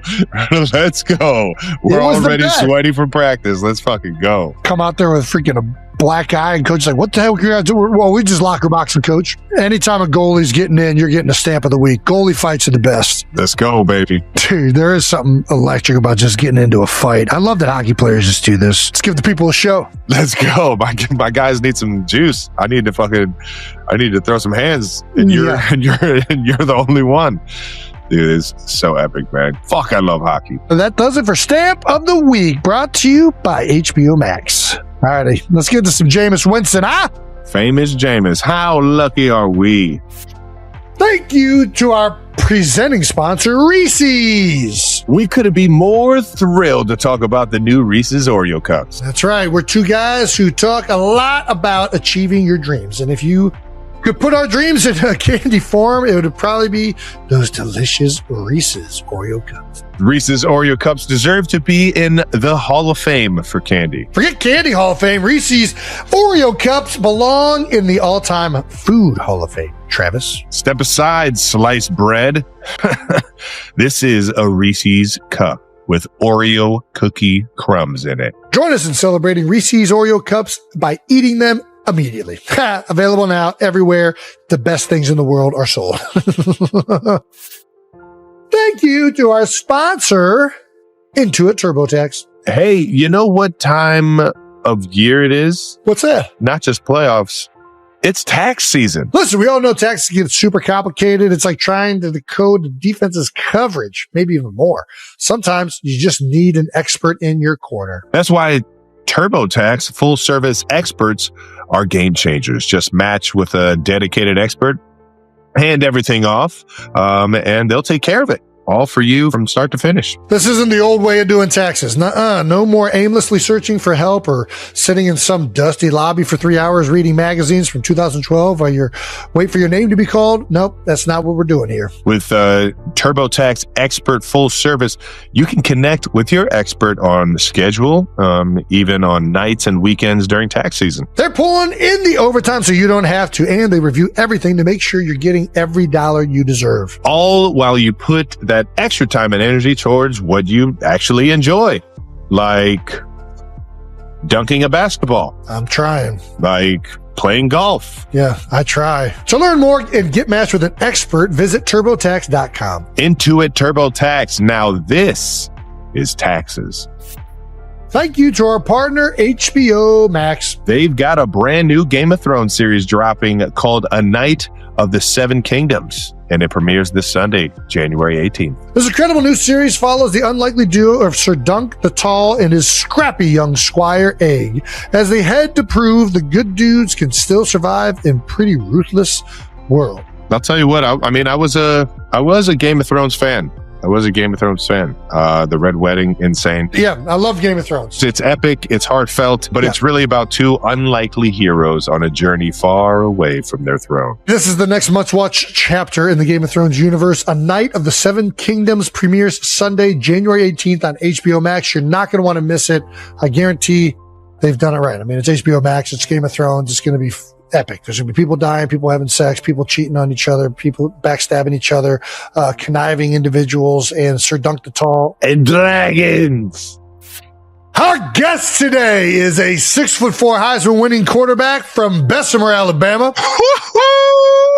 He was the first pick in the 2015 NFL draft from Florida State University. He's a Pro Bowler, BCS national champion, and the greatest dub eater. We are so happy and grateful that the Lord has blessed us to be podcasting with the one and only Mr. Jameis Winston. Yes, the greatest W eater in the world. No, man, I'm grateful to be here with y'all, man. No, just y'all aura, y'all essence, and the fact that y'all are changing cultures and generations as brothers, man, united through y'all work on the field, y'all work off the field, man. It's truly inspiring. So thank you so much, bro. You have inspired the entire NFL. You are notorious for your speeches, for your game. It's been so cool to just see your career transpire to where you are today, and just see you just like full of life. You know what I mean? This NFL world could beat you up, man, and you just keep fueling everybody with the energy. And I just love it, man. I appreciate just who you are as a man. So thank you for jumping on here, dog. We're about to have some fun though, man. You told us earlier you're on the Normatex, dog. Is the body feeling good? The body is feeling great, man. I just, one of my OGs, Anquan Bolden, he always said it's better to stay in shape than get out of shape than try to get back in it, man. So I'm always staying on top of my body. Ever since he shared that with me, you gotta say, you know that y'all both in the trenches. You know what I'm saying? I get to sit back and throw the ball because of you, Jason, and I get to throw the ball to guys like you, Travis. So y'all in the trenches, so y'all obviously got to stay on top of y'all body, but it's the least you can do, man. That 1% every day is so important. I got to ask you, did you catch Wild Card Weekend this past week? Man, I did. All right. Tuned in. A lot of young quarterbacks. A lot of young quarterbacks. Yeah. Who impresses you, or who impressed you the most this first weekend? Man, I got to go with Drake, it's because, Josh, Matt, they did it in the time when they're supposed to do it. Like, they know when the ball is in their hand at the end of the game, you guys are franchise quarterbacks. You have to come through. But I just think the consistency that Drake May has played with this entire year has been impressive, right? Like, especially like his offensive coordinator just got fired last year. Yeah. His head coach, was they parted ways a year before, and he's coming onto this tour. Mike Vrabel, I got a chance to spend some time with him in Cleveland. Didn't know he was from Cleveland. Northeast Ohio, baby. For him to go there, right, with a young quarterback after the year that Drake had the year prior, and to have them in the position that they in now, bro, it's like with all the gray clouds that's been around that team this year, and this quarterback still shows up and shows out, man, and gives that team a chance to win against a tough defense now. Like, the LA Chargers is a tough defense. Oh, I know. Right? Mm-hmm. Oh, I know. And you see a lot of young quarterbacks winning like those big games where they throw for 4 touchdowns, and but very rarely are you seeing quarterbacks of this generation winning the games where things ain't going right early. Yeah, you know what I'm saying? He's playing 4 quarters of football, and that's what it's really about. It ain't just the splash plays here, splash plays there. But Drake May, man, he continues to impress me. I love it. You brought something up there I want to just touch on. You brought up, he's got a new offensive coordinator. How many offensive coordinators have you played for, James? 1, 2, 4 to 5, man. Yeah. 4 to 5, maybe 6 or 7. 6, 7. Well, I need to stop doing that. But a lot, bro. A lot. So you've been in a bunch of different systems. Can you tell when an offensive coordinator is just dealing in a play call? I know what it feels like in the run game, where it's like, man, it just feels like it's all clicking. What's that like as a quarterback? Like, can you tell during the week it's like, oh, we got some things designed for these guys coming up? Or is it like an in the game moment where you're just like, oh no, he's rattling them off? I think this is the sense. Like, and I know you guys know this because y'all offensive guys. Like, when we go out there and execute the first 15, okay, we know we got them. Like, we're supposed to execute that. Yeah. What shows me if we're really dialing it up is when the coach pulls something that was in. Under the quiet hum of the New Heights podcast studio, a rare energy filled the air, different from any episode before. Travis Kelce sat slightly forward, his hands resting on the microphone, a deep, nervous pride in his voice as he addressed the listeners. He wasn't here to talk football, touchdowns, or Super Bowl glory this time. He was here to open his family's heart, to share the story of the love of his life, Taylor Swift, and the wedding that had quietly taken root in their private world. From the first moment, Jason Kelce, ever the outspoken eldest brother, couldn't hide a grin. We've talked about the Super Bowl, retirement, everything under the sun, he said, voice tinged with humor. But today might be the biggest topic yet. The studio echoed with a few chuckles, but beneath the humor lay a tension, a waiting hush that framed every word with anticipation. Travis exhaled slowly, voice trembling just enough to reveal the vulnerability he rarely allowed on public stages. This is family, he admitted softly, and Taylor is family. Jason laughed lightly, but listeners could feel the quiet reverence in that confession. Donna Kelce, the matriarch beloved by a nation, spoke with calm clarity, though her words carried the weight of 1,000 emotions. I've watched Travis grow from a mischievous boy into a man who knows how to love, care, and put family first, she said, her voice trembling just slightly, a soft pause hanging between each sentence. And Taylor, she brings warmth to our family. This isn't about fame. It's about two families, values, love, and gratitude coming together. Each listener could picture the scene. Soft lighting in the studio, the camera lingering on the proud tears glimmering in Donna's eyes, the gentle sway of her hands as she spoke, the subtle nods from Travis and Jason. Kylie Kelce added her perspective, her words a delicate balance of humor and insight. She laughed softly, recounting how Taylor asked thoughtful questions about seating arrangements, food, and the comfort of every family member. Taylor, she said, didn't want a star-studded spectacle. She wanted intimacy, authenticity, a wedding where everyone could breathe and feel at home.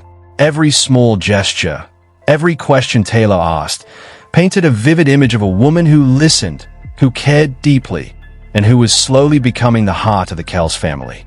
Jason's half-joking, half-serious tales brought lightness to the conversation. He recounted being reserved as the best man. Travis said to me, "Without you, I'll be shaking." The room erupted with laughter, but beneath the humor, listeners sensed the quiet awe of a brother witnessing a life-altering love, a calm stability replacing a once restless energy. Travis himself, a man known for his on-field intensity, softened, revealing a version of himself shaped and steadied by Taylor's presence. Behind the playful jokes, private details emerged. A wedding in a place of intimate significance, a guest list focused on close family and friends, music choices not for spectacle but for memory, and Donna Kelce's central role in the ceremony, a guiding, loving presence, the anchor of tradition and family values. Every revelation painted the scene in cinematic strokes, soft lighting, subtle smiles, quiet gestures, and the gentle rhythm of voices filled with reverence, laughter, and joy. As the discussion moved to the world outside the family, Travis's career, and the impending decisions about retirement, the intimacy remained. Social media exploded with reactions, fans touched not by celebrity gossip, but by the human warmth of a family embracing love. The audience could almost hear the soft gasps, the hushed whispers, the clapping hearts of listeners feeling like invited guests in a moment that would normally be shielded from public view. The story of Taylor Swift, not just as a superstar, but as a daughter-in-law, unfolded delicately. Listeners imagined her listening attentively, laughing softly, blending seamlessly into a world so different yet so familiar. The podcast captured her sincerity, her humility, her ability to soften a household known for its competitive spirit. And Travis, guided by her presence, revealed a calm, thoughtful, steady man who had learned the depth of love and partnership in quiet, unseen moments. By the end, the narrative shifted gently toward reflection and anticipation. Jason's closing words carried weight beyond the humor. We may come from football, from music, from different worlds, but in the end, we all come back to the same table. The camera would linger on hands clasped across microphones, soft smiles, and eyes glistening with emotion. The anticipation of a wedding, a family joined, a love story unfolding, hung like a soft light over every listener's imagination.